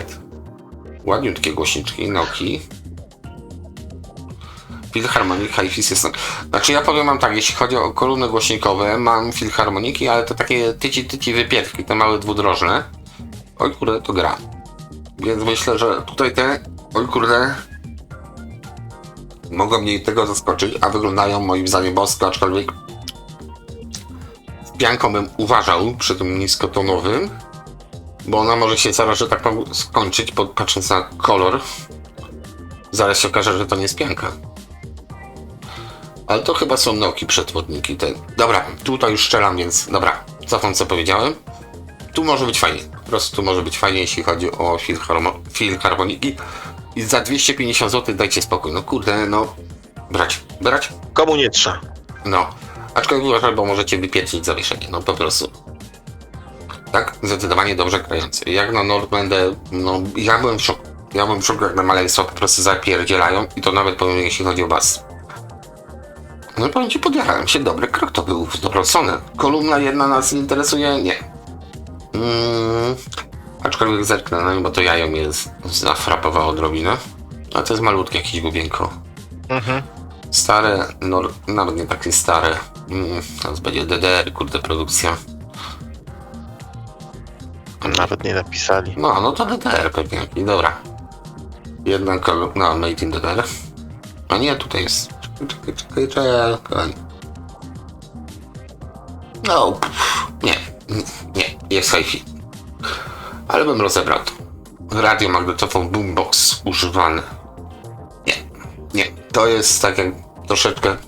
Znaczy na to trzeba być bardziej zboczonym, bo boomboxy jednak mają swoje brzmienie, aczkolwiek to nie jest przyjemność odkrywania muzyki, według mnie przynajmniej. Wiesz, o co mi chodzi, Darku? Wiem. To jest już bardziej sentyment rzeczywiście. A powiedz, tutaj taki tuner niepozorny i tak jak Nordmandę czasami sam przyglądam, tak tutaj się fajny tuner trafił z dość zajebistym opisem.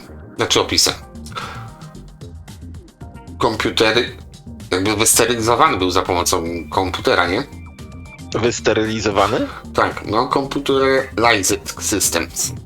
To jest wysterylizowany komputerem system. On chyba... No dobra. Jest analfabetą. Okej. No dobra. Alphanumeric Station Name System. Automatyczne wyciszenie. Coś, co mają stare tunery też, czyli nie szubi wam. Procession Full PLL System. Dobra, Direct Frequency Access, czyli możemy sobie wypikać 98,8 i jedzie. No, rozpisali się. Mają rozmach, jeśli chodzi o opisy.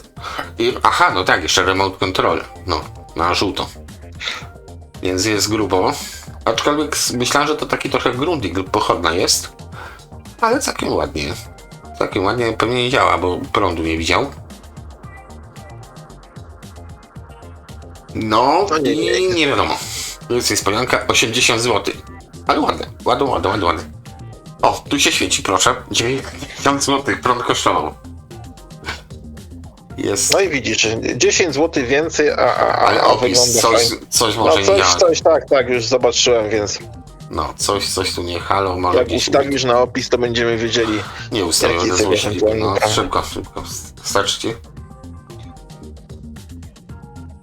Gniecenie budowy. Delikatny, tak, gniecenie budowy. No, okej, jak delikatny. Do stówki ładny tuner, no pewnie nie jakiś taki wybitny, gdzie masz tam jakąś korekcję fazy, fali, etc., bo są takie. Dokładnie tuner do czarnego zestawu po wszych pieniądzach. Do słuchania do poduszki starczy. Ja mam takiego grundika, właśnie nocem sobie lubię go posłuchać. Gra. Zepsuje się, kupię nowy. W tym wypadku akurat bez zbędnych zwłok. Dobra. Takie podejście utylitarne czasami mi się włącza. Zależy do czego sprzęt służy. Tam mieliśmy Darek, kurczę, kolumny za 250 zł. Tu mamy... Aha, sam tuner. Myślałem, że kasetka jeszcze gratis. No, niestety nie, sam tuner. No bo za stówkę to Darek będzie memory fine, zanim ja zdążę zmontować, to Darek... Na pewno i kiedyś po prostu nie wyjdę z pokoju, z pieczary nie wyjdę. Znaczy, moim zdaniem prawie wybiję zęby, ale to jest tylko moje zdanie. A to już parę razy byłem tego bliski, a ile się razy w nogę czy w kolano przypieprzyłem, bo ja tu mam takie grzechu, takie wyspy porobione, wiesz? Tu są takie wyspy i nigdy nie wchodzę po ciemku, chociaż wiem, gdzie co mam, nigdy nie wchodzę po ciemku, bo mógłbym nie wyjść. To ty nie powiesz. Tak myślę, jak ja bym Mógłbym zęby stracić, tak. Znaczy Zęby by w panelach zostały. Znaczy wiesz co, ty jeszcze w te panele byś uderzył. Ja podejrzewam, miał pogrzeb pod kolumnami, byłbym po prostu przesypany nimi. No to bez swoją żartu, drogą. jakby to na ciebie spadło, to faktycznie byłby twój koniec, no. No, więc też po ciemku nie wchodzę. Tam pewne miejsca, gdzie się po ciemku nie wchodzi. Konsternacja chwila. Co tu dodać? No to wygląda jak jakiś, nie wiem, jak Akai. Stówka też tak pomyślałem, że troszeczkę Akai to zajeżdża i rzeczywiście ta dolna taka blenda jest taka ala Akai. Tak, Kto to dla kogo tłukł? no to jak Akai wygląda. Natomiast on nie ma Pisze chyba na tym w ogóle, tam nie ma kasety, ale to pisze na tym w ogóle, No że to jest właśnie. Norwender, czy my patrzymy na Akai być może i robimy siebie wała teraz. A to zobacz, może są inne zdjęcia, magnetofon Normandy, no. No Norwender, ale to jest kurczę, no być może z tyłu jest, no. Jest, dobra, jest tył. Dobra, zobaczmy, jak to powinno wyglądać. Graficznie. Za dużo tego... Co to jest? Grundig. Przepraszam. To będzie później. Spoiler, albo nie będzie go. Kurde. Norwender LB7000. Dobra, za chwilę. Dobra, ten magnetofonik nie. Lecimy dalej. Tu będą cukierki Norwender. Taka marka nie jest... Zestawienie Norwender, czyli de facto marketówki niemieckiej z znakami czyli de facto marketówką japońską. Taki żarcik mi się trafi. Na razie tunery. Cartman 55. Powiem ci, takie radio bym kupił pod warunkiem, że z tyłu lub na przodzie jest napis stereo. Nie obchodzi mnie to. Brutalne też podejście. No, to znaczy ewentualnie tak rzeczywiście do poduszki, żeby sobie postawić, posłuchać, ale nic ponadto. Jeśli stereo nie potrzebują, to ok, ale no myślę, że po to jakaś ewolucja nastała, żeby słuchać muzyki może było w stereo. A nawet w kwadrafonii. Marki Norwender. Czytać opis 220 polskich złotych. Zdjęcie pod wpływem. Nie robione, ale zdjęcie jest pod wpływem. I widzisz, że się ktoś chyba właśnie też jest z tym tunerem, prawda? To jest ten model, cośmy wcześniej oglądali, tam po 80-90 zł, podejrzewam. No tutaj, znaczy myślę, na co spoglądam. Kto to dla tego robił? Wydać był umyty wcześniej za pomocą płynu. Taki żart, no ale ta butelka tutaj jest sugestywna po lewej. Tak wygląda troszeczkę jak ucher. I być może jakaś japońszczyzna tutaj już zajechała nam. I to zdrowo. Z czego doczytamy coś? Surround, dobra. Numer surround. Niestety, przykro mi bardzo stwierdzić, aparat kiepski. Nie będę się męczył, że tak powiem. Z tym TU CD1260, czyli tu mamy 230. O widzisz, i tu już masz ten magnetofon, Grzesiek, z tą blendą na kasety, tak? W tym komplecie. No, tutaj już jest, widzisz, dwa klocki już jest ładniej. Już było ładniej. Nie, wolę jednak bez światła. Tak, ładnie jednak było bez zgadza się. Tutaj już jest troszeczkę, tutaj tak trochę to tam nie jest spasowane, tutaj trochę paluchy, no widać wszystko. Nawet więcej niż by się chciało. No podstawa taka, no z Normandy właśnie jest ten problem, że czasami mieli fajne rzeczy, a czasami po prostu no market typowy. Może trochę lepszy. Rzeczy dla każdego, tak jak mówisz, do marketu. Proszę, mamy za złotych 230 lidarkę, czyli T4P na Direct Drive. Pewnie sonówka jakaś albo coś innego. Powiem ci, tu już jest taka fajna zabawka. Pitch control, czyli tu mamy jeszcze wyświetlacz, też mamy stroboskop, po prostu nam nie wyświetlacz, tylko mamy stroboskop z tym pryzmatem, tak? Dobrze mówię? Przesuwanie lewo-prawo ramienia. Kurczę, fajnie, repeat, start, stop.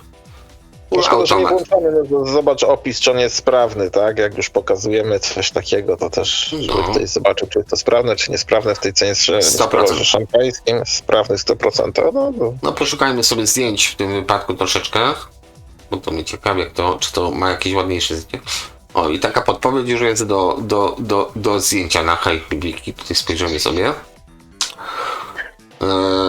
Tak, O, mamy zestaw. O. Tak. 990, no i gramofon tutaj wygląda sztos. No, to najpierw wygląda to ładnie. Zdecydowanie. No, to gramofon tak trochę znaczy no, wiadomo z czego, ale to jest ten sam gramofon, tylko to jest zdjęcie większe po prawej. Zgadza się, tak. Nie, 991, to jest 990, chociaż to samo i to jest po prostu większe, z czego, bo kaseta też jest, no wiadomo, no okej, fajna zabawka za 200 zł, linearna, więc też będzie fajnie grało, bo to jest akurat zaleta. Zobacz, mówiłem o AIV XC i to by do tej Exceli troszeczkę pasowało nam. Tak, AIV-ka. Oj, ładny CD. Pilotem. No, jest pilocik. No wyświetlacz jaki duży. XC02 i chyba był 007 był najwyższy model. Sorry, takie szperanie nasze. Bo o co chodzi z tym wyświetlaczem w tej AIV? Aha, jest po prostu duży. Dobra. Te kolumny już widzieliśmy na wstępie. Tak, fajna cena. Normandy CD1340 w tym wypadku mam tutaj magnetofon kasetowy. Kompakt kasetę. Albo kaseta kompaktowa aktualnie. I też prostota. Interfunkt, tutaj przepraszam, tu jest Interfunkt, a tutaj jest Normandy na Dolby systemie, czyli najbardziej powszechnionym systemie redukcji szumów, tudzież nie znaczy, że najlepszym. Dobra. Tutaj jeszcze dwie strony nam zostały, więc Darek chyba wytrzyma, nie padnie tutaj na mój mikrofon. To mieliśmy chyba, chociaż nie, tam nie było wzmacniacza, prawda? To był tuner i kaseta. Tu mamy ze wzmacniaczem. Taki prosty po prostu, ale ma V-meter. No za parę złotych można było tą serię złożyć sobie. Gramofon był, tuner mamy, wzmacniacz mamy, tam była jeszcze kasetka. Wiesz co, no tak jak w tamtym przypadku, no mam nadzieję, że no tak face to face to lepiej wygląda, bo to dobrze wygląda przy zgaszonym świetle, przy oświetlonym wygląda słabo, nie wiem po co w ten brąz poszli, mi się to nie widzi w tym brązie, tak, to już mógł być inny kolor na przykład. No, o, do tej czarnej wieży masz już od razu gramofon. Na prostym ramieniu. No ale proste ramię, więcej napisów chyba niż to jest warte, ale stroboskop z przodu. Na przodzie, na front panelu, przepraszam. 300 zł. No powiem ci, tutaj by można było, jak ktoś początkujący jest w zbieraniu sprzętu, no to jest parę takich fajnych klocków, które na początek w zupełności wystarczą. Tu mamy takie coś bez takiego czegoś z takim czymś, dwie kasety, czyli tam do góry jest raczej taka nie od parafii i zresztą to jest Hitachi. Hitachi. Tak. Tak jest opisane. Bo ja nie widzę. Nie, no będę jest opisane po prawej stronie, ale po... Aha, nie wiem jak jest opisana kaseta. Tak, jest opisane jako Hitachi. Dobrze. No, znaczy taki... No, Hitachi. No. No okej. Podstawowy taki zestawik, to jest znowu do 300 zł. Do wyboru do koloru. Normandy RP 1010. 380, a na ramię już zakrzywiona SK, tak? Jotka. Jotka. No to headshell jest. Headshell od Wegi. Swoją drogą bardzo ładny headshell. Totalnie nie pasuje do srebrnego. No i prosty prędkość, power i do widzenia.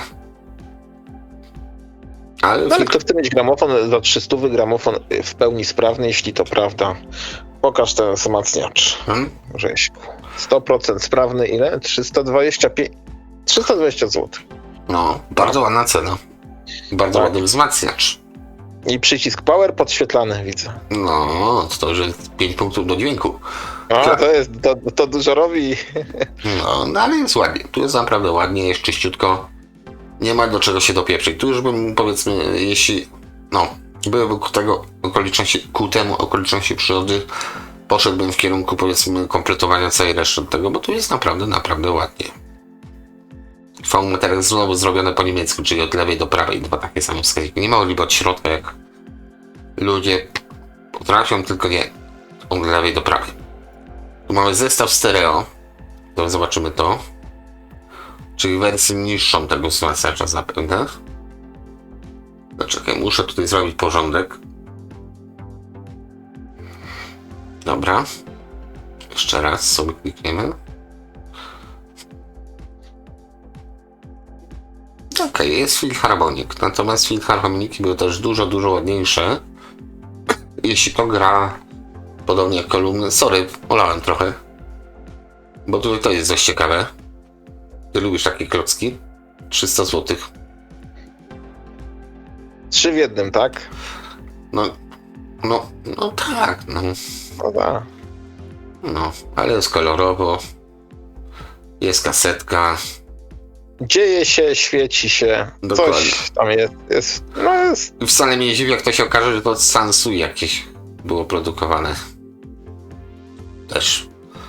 No Sansui też robiło takie 3 w jednym. Był taki prawda? klocek. No Był. to zdecydowanie nie jest niemieckie. 300 zł. No myślę, że cena tutaj spoko. Nie masz wszystko na początek. Bardzo fajnie. To sobie zostawię, żeby później jeszcze prześledzić losy.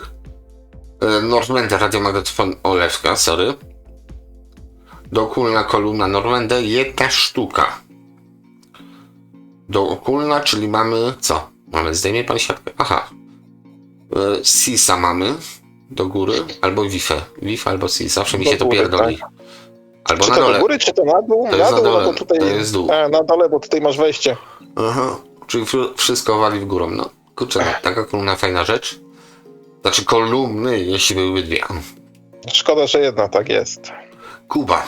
Na przykład tutaj Kuba, taka egzotyka po niemiecku bym powiedział. Kolumbia, Kuba. Kuba, Kolumbia raczej, ale dobra. CS16 też nie? No nie, było napisane Kolumbia, Kuba, a nie Kuba, Kolumbia. No dobra, ale to jest... Kolumbia, Kuba. Ale producentem była Kuba.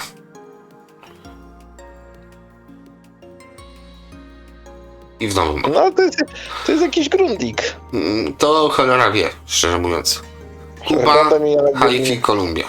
No dobra. No, jest stare. klika, czy włącz, wyłącz, jak w sabach starych. No może sama. coś tam pozbierali. Fajne Coś gałeczki, tam, dokładnie. No. Ale ładna rzecz. Tutaj ciekawe, czy to jest sprawda w ogóle. Okej. Meble produkujące, proszę. Dobra.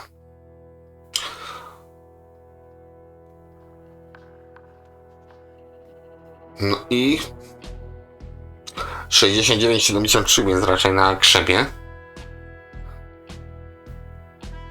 Okej. Zaraz 15 W, w zupełności wystarczająca moc do warunków domowych i na pewno vintage sprzęt. Nie ma tutaj to tam. vintage stary i rzadki, bo to... Okej. Normandy 7504, to akurat trafiliśmy kiedyś, pamiętam, w katalogu. Jest tu kolorowo. No powiem ci, tak na początku nie byłem przekonany, ale tak jak bardziej się to ogląda, to się może nawet podobać. Programator jest. Wejścia są. Dobra, tu mamy co? Nie doczytam. Tu jest chyba kontur. Kontur, tak, więc może jakieś filtry od lewej. Mamy skalę, to pewnie jakiś programator, tak? Dużo przycisków. No jest fajnie kolorowo, tak. I prawie nic nie brakuje, poza tym, że głośność jest wytarta. A to flamaster odrobi na pracy, damy radę. Czarny się zrobi. Ktoś tam działał, zawsze paluchy opierał i tak wyszło. No bo to były rzeczy użytkowe, charakter. To nikt się nie spodziewał się, że za 40 lat łysy idiot No oczywiście, będzie patrzała na to. zgoda. Tak. Więc tutaj następny Normandy 7001, ten zdecydowanie prostszy. Z tyłu Corting Neckerman, tak a propos. Bardzo dobry wzmacniacz. Ten za tym, ten z tyłu co jest. Tak, widzę. No, Corting. Jakby co szukam takiego. Okej, powiedzmy prawie radyjko, ale już amplituner. Dołożyć głośniki byłoby radio. ITT nie. Normandy 390 zł. Już taki, no powiedzmy, jeszcze nie ten topowy, nie na co ja przynajmniej czekam. Jakieś wskaźniki są. Ładnie zrobiony. 390 W, no bierze, powiem ci. Nie wygląda, a bierze. No to ile będzie? 70 na kanał? Leciutko. Przy tym poboczem? Leciutko. Więc może być dużo głośniejszy. Peak level, ok, czyli lepiej do 5 nie dochodzić z tym pikiem. Filtr wysoki 8 kHz, domowy właśnie. 2 tapy. Ładno. A to nie, widzisz, tu nie ma dopisku a nie, jest Filharmonii, dobra. Jest. Tak. Jest. No, monolony, no okej, wszystko co jest. Pobór, no przynajmniej można by było powiedzieć, że w zapasie tej mocy ciągnie, że raczej nie klęknie przy kolumnach. O, tutaj już jesteśmy bliżej zdecydowanie. 390 zł, jeszcze do 500 nie doszliśmy, a już są ładne. I co, to jest zestaw czy amplituner? Znowu sam amplituner, kaseta dodatkowa kosztuje. No, okej. Taki po japońsku, typowy Japończyk bym powiedział. Nie wiem, czy takiej Sanio nie będzie, albo coś podobnego. Też znowu szukam korzeni gdzie indziej niż w Europie, ale to właśnie po pewnych detalach można poznać. Tak mi się przynajmniej wydaje. No ale to jest kawał metalu. Kawał klocka, proszę, pioniera dosiada. Kawał klocka, tak jak mówisz. Kawał klocka, no i 390 zł. Dobra cena. No myślę, że tak. No. To nadal są takie podstawowe rzeczy. Magnetofon, normalne 1340, czyli znowuż mamy co? Wzmacniacz PA i magnetofon z plusikiem. O, tutaj tego pana bardzo lubię, sprzedawcę, bo on rzeczywiście dużo tego uzbierał sobie. Wątpię, żeby to było coś innego. Dobra, tu nie będziemy przeglądać dalej. L80, proszę. Dobra. Na literkę T wrócimy. Nie wiem, czy Darek sobie poszedł. Nie, no gdzie? No, czekam, aż coś ciekawego pokażesz. Aha, na razie nic ciekawego nie pokazuje. Dobra. Te dwa tutaj tunery olewamy. Proszę, coś ciekawego.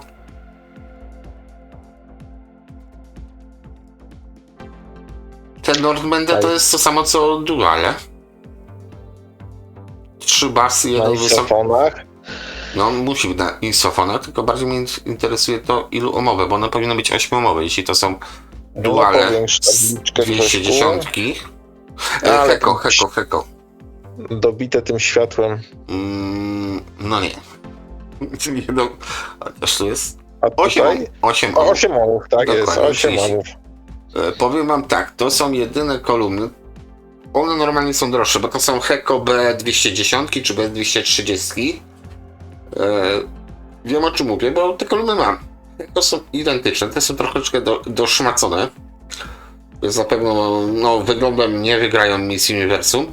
Aczkolwiek to są kolumny, które rozpieprzają system, szczególnie na wzmacniaczu lampowym. To co się to co mówił Darek, że wzmacniacz lampowy nie ma regulacji basu. Po pierwsze 8, bardzo bezpieczne do lampy. Nie mówię o tych chińskich sprzętach, które udawają lampę i mają klasę AB i w ogóle świecą, bo mają diodę w środku. Tylko jak macie uczciwą lampę, która jest zrobiona uczciwie, ma kawałek miedzi i trochę lamp, to te kolumny to jest taki moim zdaniem początkowy must have. O, tak bym powiedział, bo to do tego porównywać już jest troszeczkę ciężej niż do pierwszych lepszych sprzętów, więc tutaj trochę się podjarałem, bo to jest naprawdę fajnie grająca kolumna, natomiast wadą jest to, że tutaj macie co spierdolić. Bo macie 6 głośników basowych na 2 kolumny. No a zobacz w opisie. Czy spierdolone? No dokładnie. 35 do 25 tysięcy.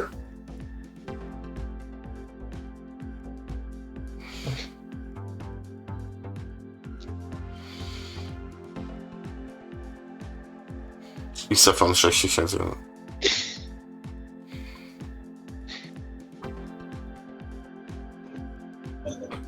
A nie, zobacz. Tutaj, a nie, widzisz. Chyba, że ja coś popierdoliłem znowu. No i teraz zaczynamy znowu szukanie. Panie majster. B230, tak? Konstrukcja trzydrożna. No właśnie tam napisam, patrz, masz 230. I tutaj masz... Jeden robi zasilenie, to no Heko B230. Te same kolumny. Żeby nie było, że nie... Nawet, bo widzimy to przez maskownicę, tak. Dokładnie. I czy tutaj jest średnio tonowy, bo teraz liczałem. Czy jest tu gdzieś opis? Właśnie Hi-Fi Shark, nie, dobra. Hi-Fi Wiki nie będzie. B230 na 8. I to jest Zweiwager czy Dreiwager tutaj mamy. Tiefentunnel 3 razy 130, Huchtony, no tak, no to dwudroczna. Heko są dwudrożne, 30 do 25 tysięcy, a te tutaj... no, dobra, muszę to pozamykać jednak, bo za dużo tego mam. Sorry, misklik, sorry. Misklik. 35 do 25 tysięcy, więc te mają troszeczkę inne pasmo. Do Heko, 30 do 25. Ale 3 razy basy. No być może tutaj coś przekombinowali, bo wzięli tą samą budę, tylko stwierdzili, że nie jest za dużo basu i zrobili jeden niskotonowy jakoś średnio, to nawet by było. No i bądź tu mądry, nie? Bo sam membrany bierną tam nic nie robi, tak? Nie, ale średniotonowy jest 130. Nie schodzi tak nisko jak tamten, o 5 Hz wyżej teoretycznie, według tego co tu jest napisane.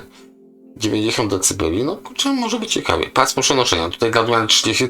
Już co głupio robię, bo po prostu trzeba było wziąć tego Normandę LB61 i zobaczyć co to pisze tak naprawdę na tym. Niech będzie to Hi-Fi Wiki, bo pewnie z tego pochodzi ten materiał.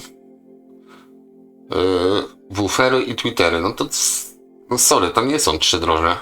Ale tu jest drożdż 5 mały, a tam jest 8. O cholera, powiem ci. Zakręciłem się jak świński ogon. No, two-way for drivers. No to jest to. Tak. Dwudrożna, Tak. 4... Dobra, czyli już, odetchnąłem. Trochę racji mam. 30, no to parametry ma te same co przed chwilą te Hekolce. Tylko mają impedację 5-mową, a nie 8. Dobra, nie ma co rozkminiać. Dobra, Tu jest dwudrożne, dobra, bo cztery za długo, dokładnie. 3 niskotonowe, 1 wysokotonowy, sprawa rozwiązana, jedźmy dalej. Bo to Carmen faktycznie- 50 swoją ósemka. Lampówkę o nazwie Carmen. Stereo czy nie stereo? Chyba nie. No zobacz na tył, ale... Dwa no, głośniki chociaż- z przodu są. Huchen, No są, Basen, Austria, Carmen. Są. Nie ma. Jeden. Koniec. Jeden, a tam imituje tylko. No, dokładnie. Więc możemy dołożyć, żeby mieć 2, ale nadal mono. Ten kombajn sobie zobaczymy. Na pewno. Tutaj Normandę. Proszę, militarystyczne tematy nam chodzą. Jak tutaj masz taki radar. Zrobiłem bo to zrobiło na mnie ładne wrażenie. Ta diodka robi robotę. Ale te kolumny takie WHD bym powiedział, coś podobnego. Jaka Edytka robi ci robotę? Dobra, nie kontynuuj. No to gadasz, że ja tak słucham właśnie. Diodka, nie Edytka, diodka, musiałem pomyśleć co powiedziałem, dioda, przepraszam za zdrobnienie. Dioda, a ja słyszałem Edytka. No. Ej, Grzechu, powiem ci. Edycę zostałeś? Dobra, nieważne. Dobra, Dual 1226, więc 1249 chyba był najnowszy. Trójdożna ciekaw w sprawnej, w ładnym stanie. No, kolumny bardzo ciekawe, bardziej kolumny mnie interesują, a cena 500 zł za całość. Średniak ciekawy też. 2 basy, powiem ci, no. Bardziej, a jest, Hi-Fi Drive Wagen 92, tu 30 do 20 zł. Kurczę, powiem ci, fajne kolumniki. Palicho tego Normandę. No to się zgadzam, pal licho go, to prawda. No, ale kolumnienki jak najbardziej. Myślę, że to coś a la WHD tutaj maczało paluszki. Ogólnie ładnie. Jest ładnie tutaj, jeśli chodzi o kolumny. Tutaj dla mnie osobiście wy możecie mieć absolutnie za niej zmieszać mnie z błotem. Zapraszam do tego, jak to co lubi. Lub nie ma czegoś lepszego do roboty oczywiście. Grundig też się nam tutaj wrąbał. Dlaczego nam się wrąbał? No bo ktoś wspomniał o Norwen. Dobra, jest PA 1010. Też 1100 może raczej. 580 zł. I z tych tanich wzmacniaczy to jest chyba jeden z mniejszych. Tak, on jest ładny. Nie ma co tutaj się doczepić. Podbicie chyba masz middle po prostu. A gdzie? To była gałka. Pamiętasz, my to rozkminialiśmy. Czy to przycisk jest, czy gałka? O, Takie teraz prezent. jest. Pamiętasz? Przy okazji Pamiętam, że coś katalogu było, ale Normandę. Że to tu chyba był... przycisk, nie? Co? Nie pamiętam. Wciśnięty? Wydaje mi się, że tak, masz rację, to jest przycisk, czyli podbicie takich średnich tonów, czyli taki presence, to się nazywa w wielu wzmacniaczach. Balans, mode, No tak, widzisz, że tu masz ten wyciśnięty, tak jest, tak. loudness i w zasadzie ładne wychyły, gdzie mamy do watów bodajże wysterowanie 30, więc te wskaźniki są szanse, że one działają gdzieś do połowy, do 1 wata, może nawet tutaj troszeczkę ponad połowę, do 3 watów będą wam chodzić, bo tak słuchacie, chyba że basy podbijecie sobie na maksa, no to wtedy wiadomo, tej mocy trzeba więcej przy cichym słuchaniu, ale ogólnie za 500 zł jeden z najładniejszych wzmacniaczy, które można zakupić no w rozsądne pieniądze, jakby na to nie patrzeć. Do tego tylko jakiś tuner, fikumiku i mamy ładny zestaw. Tutaj mamy co?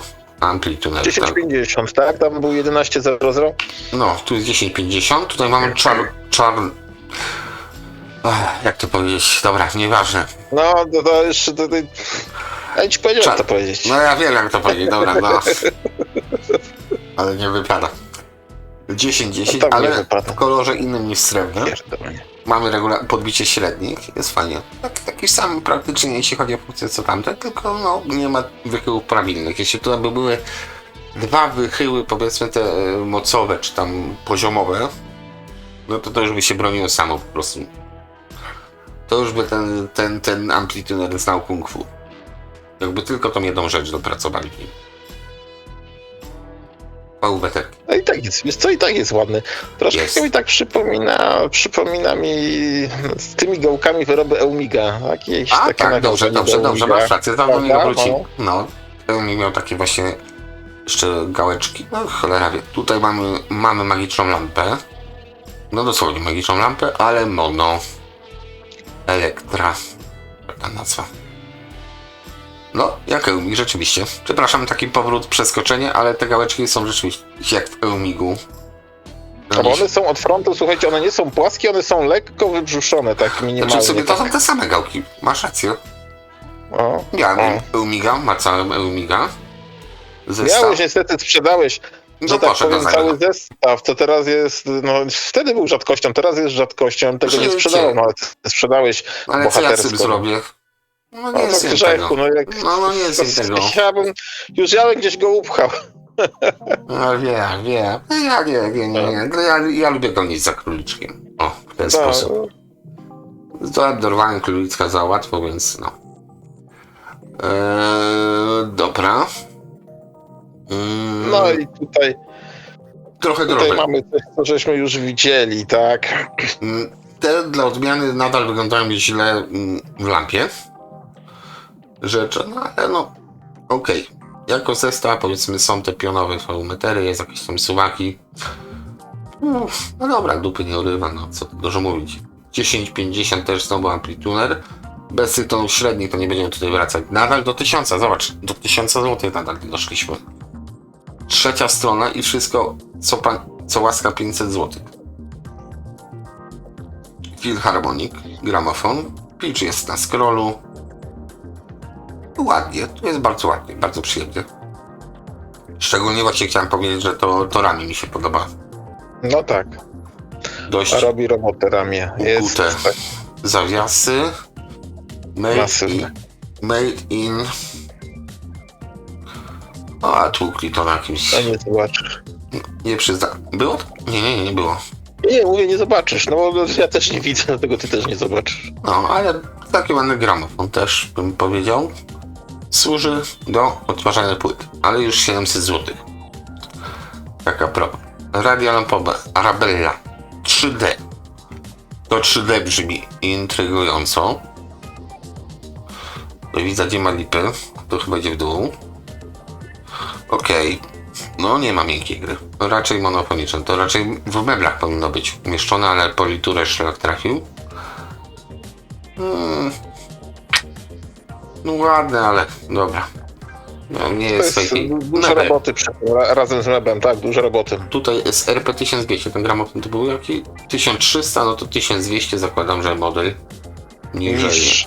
Tak, niż 1300, albo wcześniejszy, bo tu mamy stroboskop ładny swoją drogą. I nie wiem, czy ten gramofon mi bardziej nie podchodzi. Troszeczkę prędkość. Dobra, wszystko jest. Bo tamten, proszę pana, chyba stroboskopu nie posiadał. Dobra, taka jest zdjęcie, przepraszam. Okej. Tutaj mamy No i teraz No, masz proszę. Eumiga 12.00, dobrze.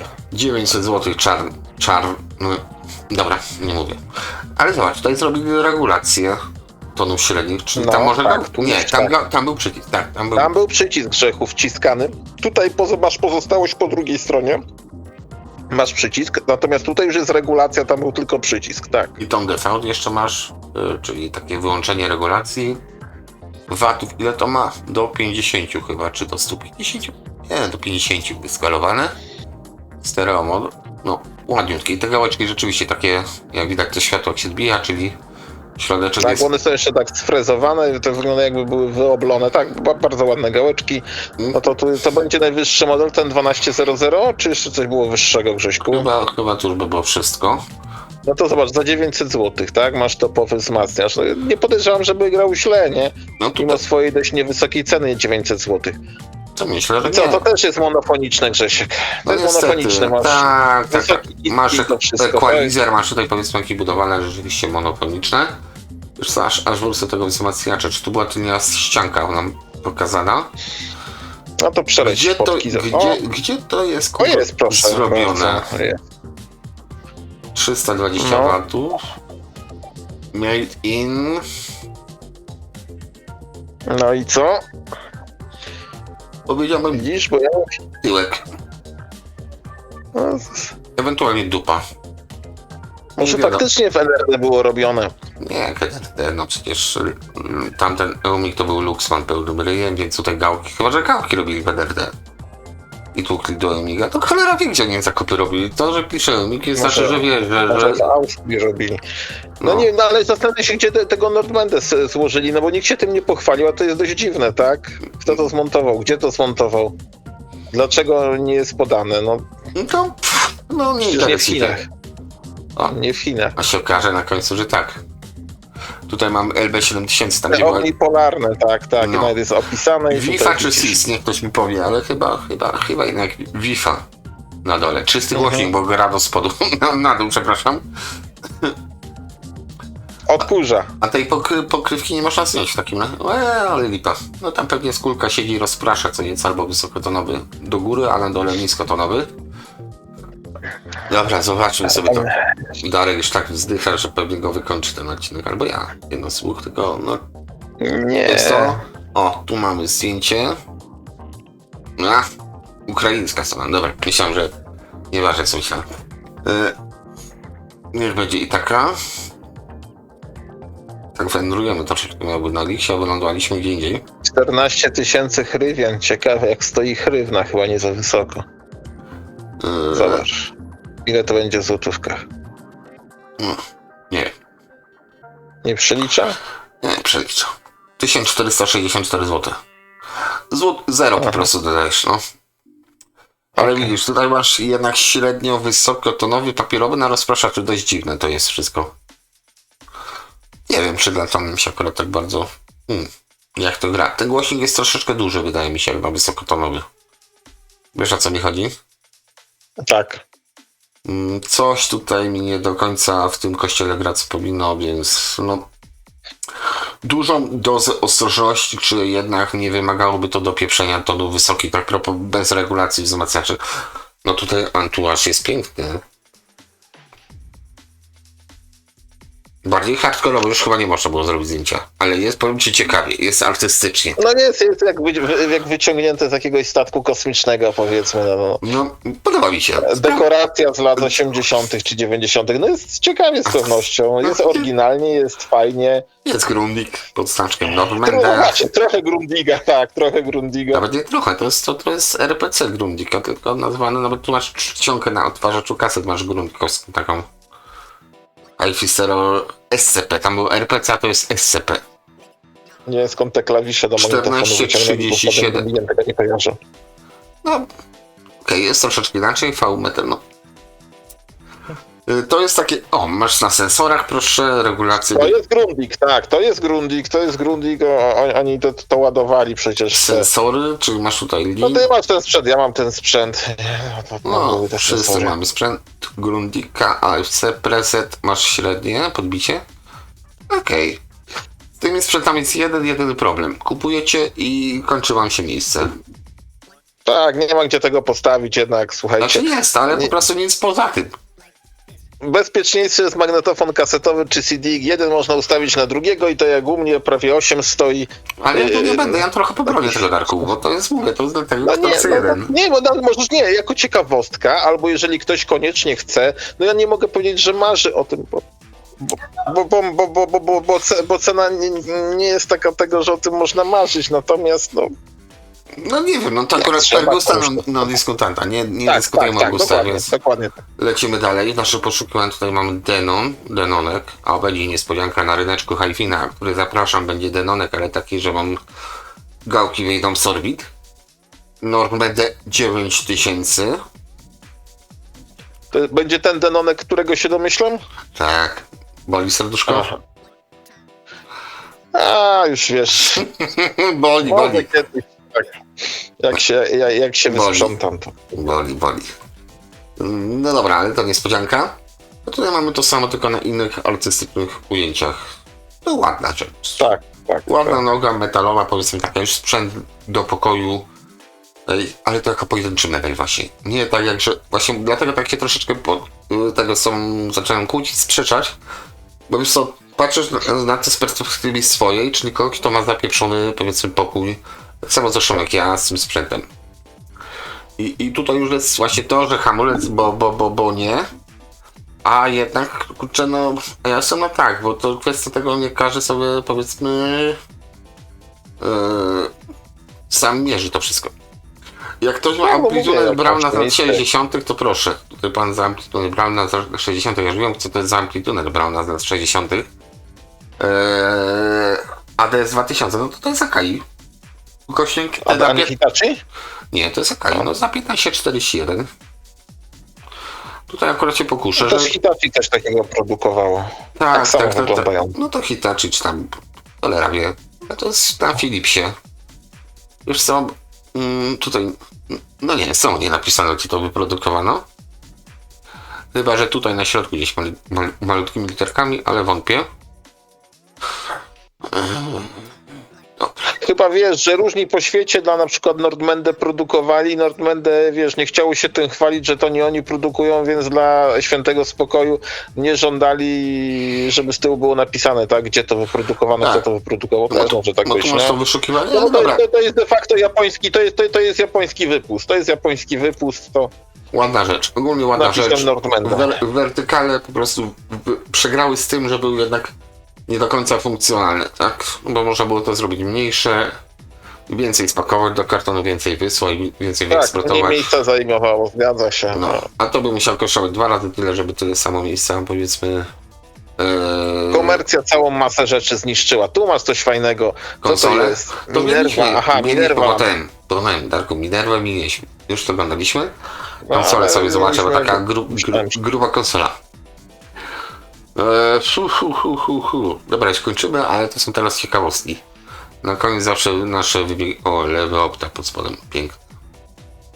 Piękne. Taka konsola bez styku. Jakby ktoś, powiedzmy, chciał sobie więcej troszeczkę głośników popodpinać i trochę źródeł, proszę, to jest rozwiązanie dla niego. Może sobie podpiąć i jeszcze trochę wejść i wyjść głośnikowych. O źródłach nie wspomnę. I to No i są tutaj jest lata fajnie to 50. zrobione, roczne słuchawki. od góry sobie tutaj to, że tak powiem, wkładasz, nie gdzieś z tyłu masz, no dobre dojście do tego. Ja mam coś takiego, no powiedzmy 1/3 z tego, no niestety trzeba tam grzebać tymi przewodami z tyłu, trafiać w te złącza, tutaj 950 fajnie jest od góry, także no. U250. To coś dla nas grzechu. Coś dla nas, zdecydowanie, tak. Coś dla nas, tak. Dobra, zobaczmy co pan... O, nie ma za dużo, a co pan... Telefunken Concerto. Tutaj ma i to jest Normandem, proszę, Normanda nam się tu ukryło. A czemu go nie widzieliśmy? Powiesz mi? Nie powiesz, nie przyznasz się. Nie. A to było Nie. to, na Już czym pan to powiem. położył. To jest amplituner lampowy. Tak. Zdecydowanie. No tu jest, co to jest? To jest... Blaupunkt, Telefunken? Już chyba za... Kurtin. Czy jakoś tak to... Czy jakoś inaczej się to czyta? Okej, trochę pan tego ma. Bardzo ładne. Tutaj takie złote inkrustracje. Tak się to mówi?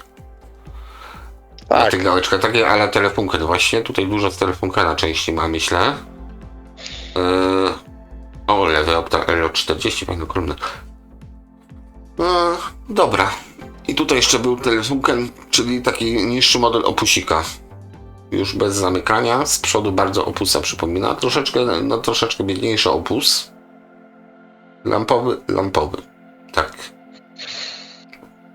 I stereo. Najważniejsze. Pan zamieni za jakąś kwotę.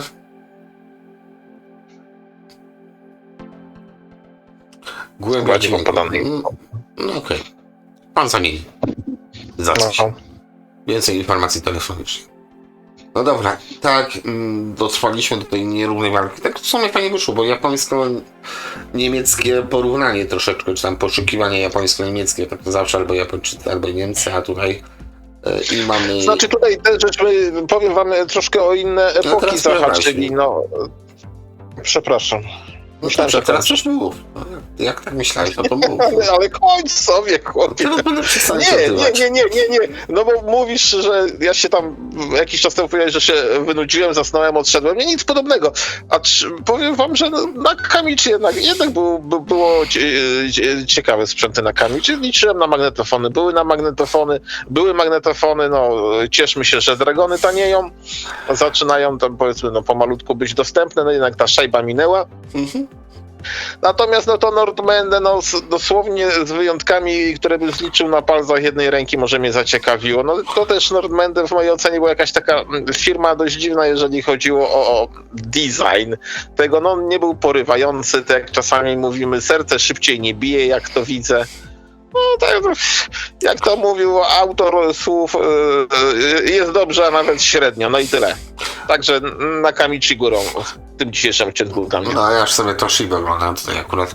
A trafimy jeszcze na to, spokojnie będą, ale... Tak, będzie literka T oczywiście, no wszystko przed nami, T, S. Coś czuję, że nie w tym roku.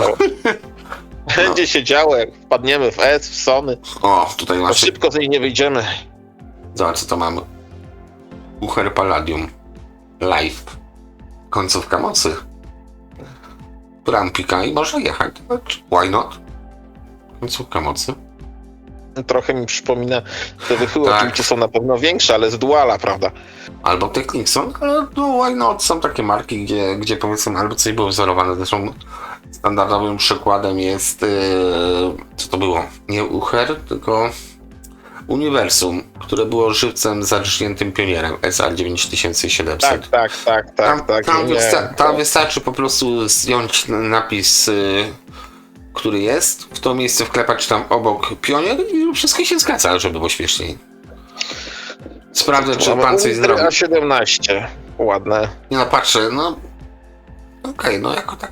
Po rewitalizacji, dobrze. No okej, no tu jest jakieś pomalowane na czarno, bo myślę... No... Okej. Ładnie. To znaczy przed po, czy jak?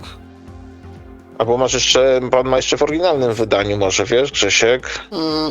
No, to oczywiście... To nie? To jest okej, śrubeczki srebrne. Się tam coś tam kiedyś spojrzałem, że idziesz za płaskie śrubki, tu nie ma miękkiej gry. Tak, na płaskim kołnierzu chyba, albo na podkładce, nie na płaskim kołnierzu takim. No, nie ma Nie miękkiej wiem gry. jak to było, to musiałby, ty masz, to możesz zobaczyć. No, nie pamiętam. Bo mam nadzieję, że jeszcze masz, że nie Mam. odjechały. Mam, Dobrze. aczkolwiek no, No. daleko są. Musiałbym się przebić przez inne, więc... A, nie, no już się nastraszyłeś, że gdzieś ci z domu wyjechał. A to, że musiałbyś się przebić, to spokojnie. No dobra. Jak nie ty, to ja się przebiję. Zapraszam. Jak będzie potrzeba, to... Tania siła robocza zawsze jest Jak będzie potrzeba, to się panie dogadamy. Dobra, bo mam to na taśmie, jakby na to nie patrzeć. O, tutaj mamy fonikę, Okay. może ma nie pościerane te napisy, cholerstwo. Nie, to jest masz starte chyba też sprawy. Jak ja ten zestaw miałem, ten kombajn, to on fajnie pachniał, to drewno fajnie pachniało. Nie wiem, czy to dobre jest określenie. Grało też w miarę przyzwoicie. To wszystko grało przyzwoicie, wiem. Zacząłem od tyłka strony, ale nie zawsze te walory estetyczne są takie oczywiste, że coś ma swój zapach na przykład, taki sprzęt, bo ma. A zapach też jest fajny, niektóre na przykład auta jako nowe pachną fajnie, a niektóre nie pachną fajnie, to 20? Nie podejrzewam, że ktoś nad tym pracuje, tak? Nad tymi zapachami, bo to też auta można po zapachach rozpoznawać, tyle jak sprzęty można po zapachach rozpoznawać, więc to też jest jakaś tam dziedzina Szczególnie jak marketingu. ktoś palił przy tym sprzęcie przez 30 lat. To już To jest epickie, po nie ma co prostu mówić, miałem tak. taki właśnie kombajn, przyjechał do mnie, zającym sobie wesoło do pokoju, zamknąłem drzwi od pokoju, wyszedłem sobie na parę godzin, wracam i było tylko, o kurcze blade, wersja bez cenzury, ale tutaj brzydko pachnie, zaraz to stąd muszę wynieść w pośpiechu, na spokojnie do garażu, żeby mi tutaj nie psuło miru domowego i spokoju. Więc wypierdoliłem do garażu i więcej tego nie dotykałem. Tak śmierdziało. Tak śmierdziało klejkami po prostu. Niesamowite wręcz. Jak te sprzęty mogą śmierdzić? Tutaj o dziwo powiem Często, powiem ci, Grzechu, często kolumny, tak, te przetworniki, membrany nabierają tego smrodu papierosowego. Mi kilka razy zdarzyło się coś takiego czyścić, doczyściłem, no ale brud, tak, i robiłem to fliselinką, jakąś ipą, no to żółte szło, no po prostu szło żółte szło. Ta nikotyna się odłożyła na wszystkim. Coś pięknego. Dym z nikotyny. No, bywa i tak. Widzę, spoilerujesz. Ale co? Ja gadamy sobie na luzie, ja przeglądam sobie, co tu może być na przykład, no. NAD. No i zobacz, tak jak na NAD nie mogliśmy trafić, masz tutaj mini NAD. Mini NAD. Jak odróżnić poszczególne wersje? Ale zobacz jaki tytuł. Dobra, tutaj... to nie ma miękkiej gry, proszę pana. Nie ma miękkiej gry. I na koniec powie, szukamy w trepie, a to jest to samo. A to jest 3020. Ja myślę, że najprostszą metodą jest 3020 obydwa są. Tak, 3020. No dobra, 4000. No macie takie zdjęcie, za dużo powiększyłem. 4020, dobra, no. Nie wiem, czy to dla mnie istotne rozróżnienie tego, szczerze mówiąc, aż tak bardzo. Tak więc, Boże, gdzie ja to... No i teraz się zagubiłem w odmętach przeglądanych stron. Zginiemy tu. Nie, tam ze mną spokojnie. Dynako, jeszcze to zobaczymy. Dynako, coś mi tu pachnie takim starszym sprzętem. A Dynako później zmieniło chyba nazwę i tu nie ma miękkiej gry. W którym kościele? No, jest ładnie. Widać, że to nie jest nówka sztuka. Jest blacha. No jest fajnie. To jest ciekawostka. Jest to początek lat 70. Lata 70. w każdym razie. Zdecydowanie. Może nawet starsze troszeczkę. No niestety nie jest napisane z którego roku. Ale ciekawe co nam Olix podpowie. No czasem warto się puścić, że tak powiem. Puścić kierownicy, zobaczyć gdzie nas... na przykład taki Kenwood. Lampowy. Skąd to cena wiesz? 2000. Ja piszę, dobra, jest napisane. No Grzesiek, No dobra, no Żyćku, no. Powiem. zawsze mówię, czytaj. No i ładnie. 2 kółeczka. No ci brałbym to. Znaczy ja bym to brał. No dobrze. No. Nie no, fajny. Jeszcze tam by było zrobić przy nim, ale fajnie. Znaczy panel ma swoje lata, czasami to wiesz Tak. co, to też tak jest porysu, bo to są rysy, nie? W tym wypadku ja bym powiedział troszeczkę inaczej. Okej, napisy są na miejscu, doczytacie się. Ja bym to ładnie jakoś, nie wiem, może niekoniecznie drewno, bo drewno jest łatwopalne, ale jakoś to zabudował i zostawił ten panel, bo czasami takie szramy wyeksponowane odpowiednio też mają swój urok, tylko to trzeba zrobić niestety ze smakiem. To prawda. Więc tutaj, Super Scope 310. Super Scope, czyli ta niższa, wyższa marka Maranca. Pionier. Tutaj jakieś gówno. Przepraszam. Cytki Ja to zrobiłem z premedytacją, żeby Darka trochę rozbudzić. No, wiesz co, Grzech, ja cię zna, ty już mnie z pantałyku nie strącisz. Tak, Bardzo ładny. Bardzo ładna ta koperta, fajna. Duża. Ładna. Powietrze jest w środku. Tak. Jest powietrze, jest. Tak, więc tutaj, i to jest lampowe chyba, nie, czy te tranzystorowe. A sobie muszę kiedyś taką kopertę sprawić w końcu, bo gadam, ale... I lipa. Czekaj, czy to jest tranzystorowe? Solid state, tak, tranzystorowe. 12 watów przy 8 ohmach, od 4, więc nawet może mieć 15 watów, porywa. Rok produkcji, proszę pana, nie podano. Nie ma. No nie ma. I pan się chyba żali w komentarzu, że nie ma. A nie, chwali się, że markę odwalone. I tym tropem. Dobra, to już ostatni. Ostatni. Dobrze? Wytrzymasz? Jesteś? Nie, spoko, jestem, no. Sonówka jest ładna i dobra, zobaczmy, tak? Ostatni strzał, czy coś ciekawego? To tak może specjalnie. Dobra, masz. SX 1080, no bardzo, bardzo świetnie grające. To jest, ja mówiłem tam parę odcinków do tyłu, że to chyba od 750 ta seria Pionierów jest naprawdę kapitalnie w mojej ocenie grająca. I jeszcze kiedyś sobie to sprawię. No jeszcze tutaj kiedyś ci podsyłam pod nosek pionierka ładnego. No widzę, no pokaż mi cenę. Nie. Zaraz ci powiem. Pokaż. O panie. To jeszcze na wypłatę muszę poczekać. Ale co, przełknąłbyś to? Czy bym przełknął? Nie. Przełknął, ale Nie na raz. jaki nie na raz, a co mam? Dobra, nogawki? nie ważne. No dobra, no ale powiedz, czy to jest ten do 1980, no jeszcze trochę brakuje, ale to już jest ta liga, tak? Tak, to jest ta liga. Ja mówię, od 750 one grają świetnie, bo były też niższe modele, tak? Ale od 750 one zaczynały dobrze grać. To No już ale był naprawdę fajny. jak ty coś takiego słuchaj, jak to wypada według ciebie w porównaniu z niemieckim sprzętem? Wiesz co, no gra to inaczej, ale a to jest trudno powiedzieć. Natomiast w niektórych przypadkach, znaczy w niektórych przypadkach jest to nawet, powiedziałbym, ta seria Pioniera jest dość blisko niemieckiego sprzętu. O tak ci powiem. W Tak ci brzmieniu, powiem. czyli tutaj Tak, w brzmieniu. wzór jest niemiecki w de mojej facto. ocenie jest O. bardziej ciepłe, tak? W mojej ocenie jest bardziej ciepłe. Ta seria Pioniera ma bardziej ciepłe brzmienie natomiast niż późniejsze serie Pioniera i to wysokie modele, tak? Tamte Pionier w pewnym momencie w mojej ocenie się cofnął, tak? On w tej serii SX od 750 poszedł w stronę brzmienia właśnie sprzętów brytyjskich, europejskich, tam norweskich, tak? Poszedł w tą stronę. Poszedł w ciepłe brzmienie w dobrą i stronę. i później na przykład seria Blue Line to taki fikołek do przodu, do tyłu. Cofnęli się, tak? Tu masz Blue Dlatego Line'a. mi to odpowiada. Tu masz Blue Ja nie mam Blue Line'a, ja nawet Wiesz tutaj co? Marek jest, Marek ze Śląska jest fanem Blue Line'a.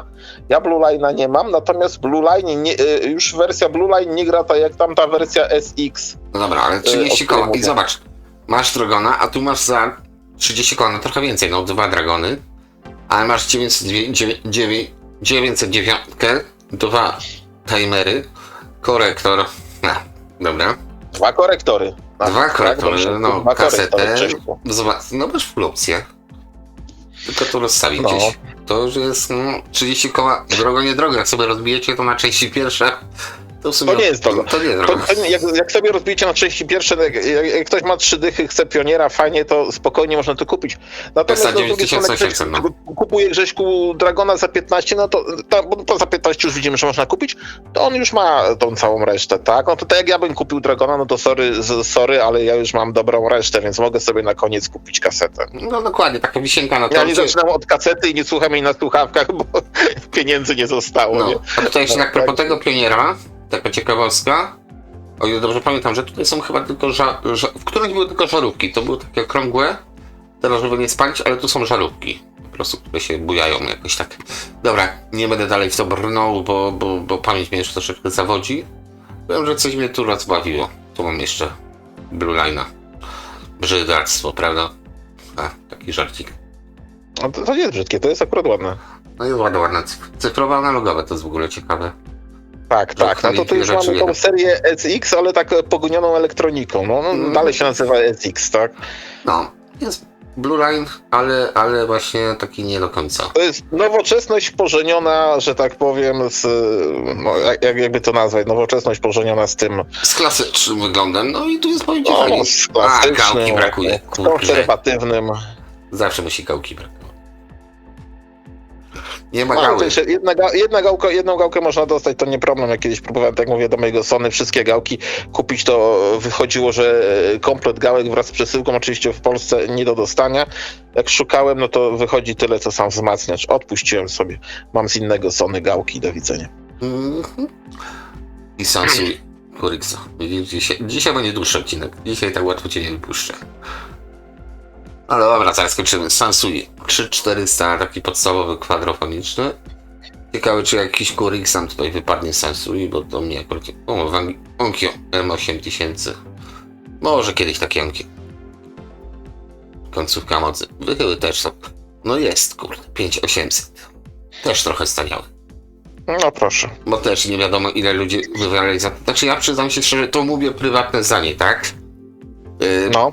Kupiłbym ten amplituder tylko, żeby mojemu tacie go dać. Bo brzmieniowo mówię tylko, żeby nikogo nie urazić tutaj, tak? Absolutnie nie bierzcie tego za pewnik. Ja ten amplituder posiadałem, to jest taka opowieść prywatna.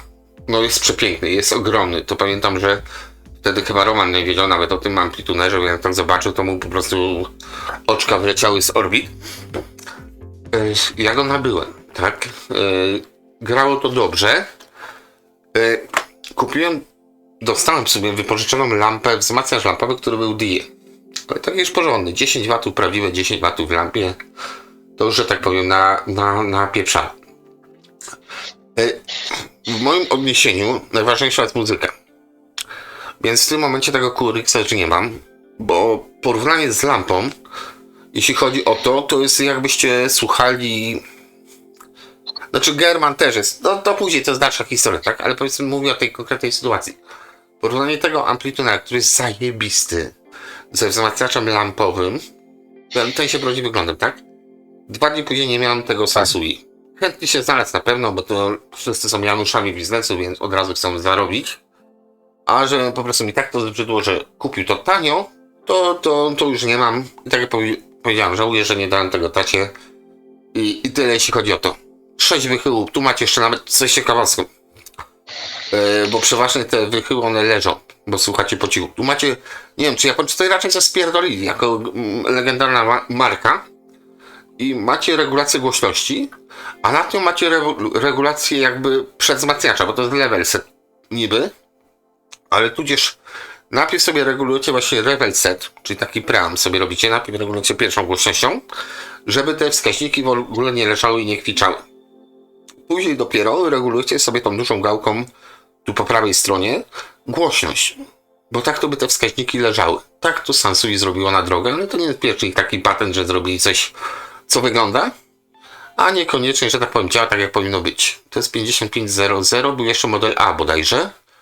I tu chyba jest model A w sumie. A nie, 7500, przepraszam, wyższy.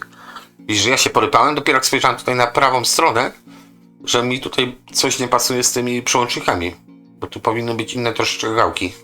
Na dole. Natomiast 7500 ma po prostu parę watów więcej niż 55. Tak, zusammen, tak? Natomiast za co cenę? Kurde, no tak powiem szczerze, jak ktoś chce ładną, wielką rzecz sobie kupić, o, tutaj, tak poszły ceny. O, 7500. 9300. 9300. No i będzie pan walczył z tą ceną. 7500. No, ceny są, jakie widać. Każdy może sobie wystawić. To nie te czasy, co kiedyś, że za wystawienie człowiek 2 razy się zapłaci, bo trzeba było na Allegro 5 zł rzucić. Za wystawienie samo. Jak się nie sprzedał, Allegro było 5 zł do przodu. To były jakieś takie homondy też na sprzedających. Bo te ceny powariowały też poniekąd przez nich. No i tyle miałem do powiedzenia. To powiedziałem ja, Jarząbek. Ubu-dubu, ubu-dubu. Niech nam żyje prezes naszego klubu. Niech żyje. Dobra, bo koncert życia nie zaczniemy. Dobra, jak widać się rozkręciłem troszeczkę. Kawka dała radę. Ale musimy kończyć ten radosny odcinek. Nie musimy, no. Musimy, jutro do roboty trzeba iść. No, brawo, brawo, że na to wpadłeś. No, niektórzy chodzą do pracy, niektórzy do roboty. Jak to było? No bo... Ja ci powiem, ja w pracy nawet odpoczywam czasami, także... No, ale nie, bo to tak... śniadanie dla 11, czy taki stary film jest. Tam jadą sobie właśnie nomen omen, za nimi jedzie lunchia No i mówią, takie teksty są, ale do zapamiętania. O, w ten sposób, że no widzisz, oni jadą do roboty tą lunchem, a my do pracy. Siedzimy na pace w rogu. Nie wiem, jak to miało sens, no pewnie się do cenzora. Wiesz co, wiemy, no bo jak tu brać pracę, jak tu brać robotę, jak to postrzegać, no. No, więc to jest taka To jest wielka rozkmina, to jest grzechu wielka rozkmina. Dobra, bo tutaj zaczyna się robić za ciekawie. Tak więc co? Zapraszamy do subskrypcji oczywiście, zapraszamy na ryneczek, gdzie też są prezentowane pewne rzeczy. Ryneczek HiFi na YouTubie. No Tak. cóż, do następnego odcinka. Koncert życzeń otwarty, więc możecie sobie nam napisać, co byście sobie życzyli, czy katalog, czy tak dalej. Wiem, tutaj o Nadzie pamiętamy, proszę się nie martwić. Nad będzie, tylko musimy się do tego merytorycznie przygotować. A wiem, że Nad ma fajny magnetofon kasetowy. Dość ciekawy, bo jeden... Dobra, nie będę spoilerował. Dobra, to spadam. Trzymajcie się, No. trzymaj dar. Na razie, hej. No, dzięki, hej, cześć, do usłyszenia.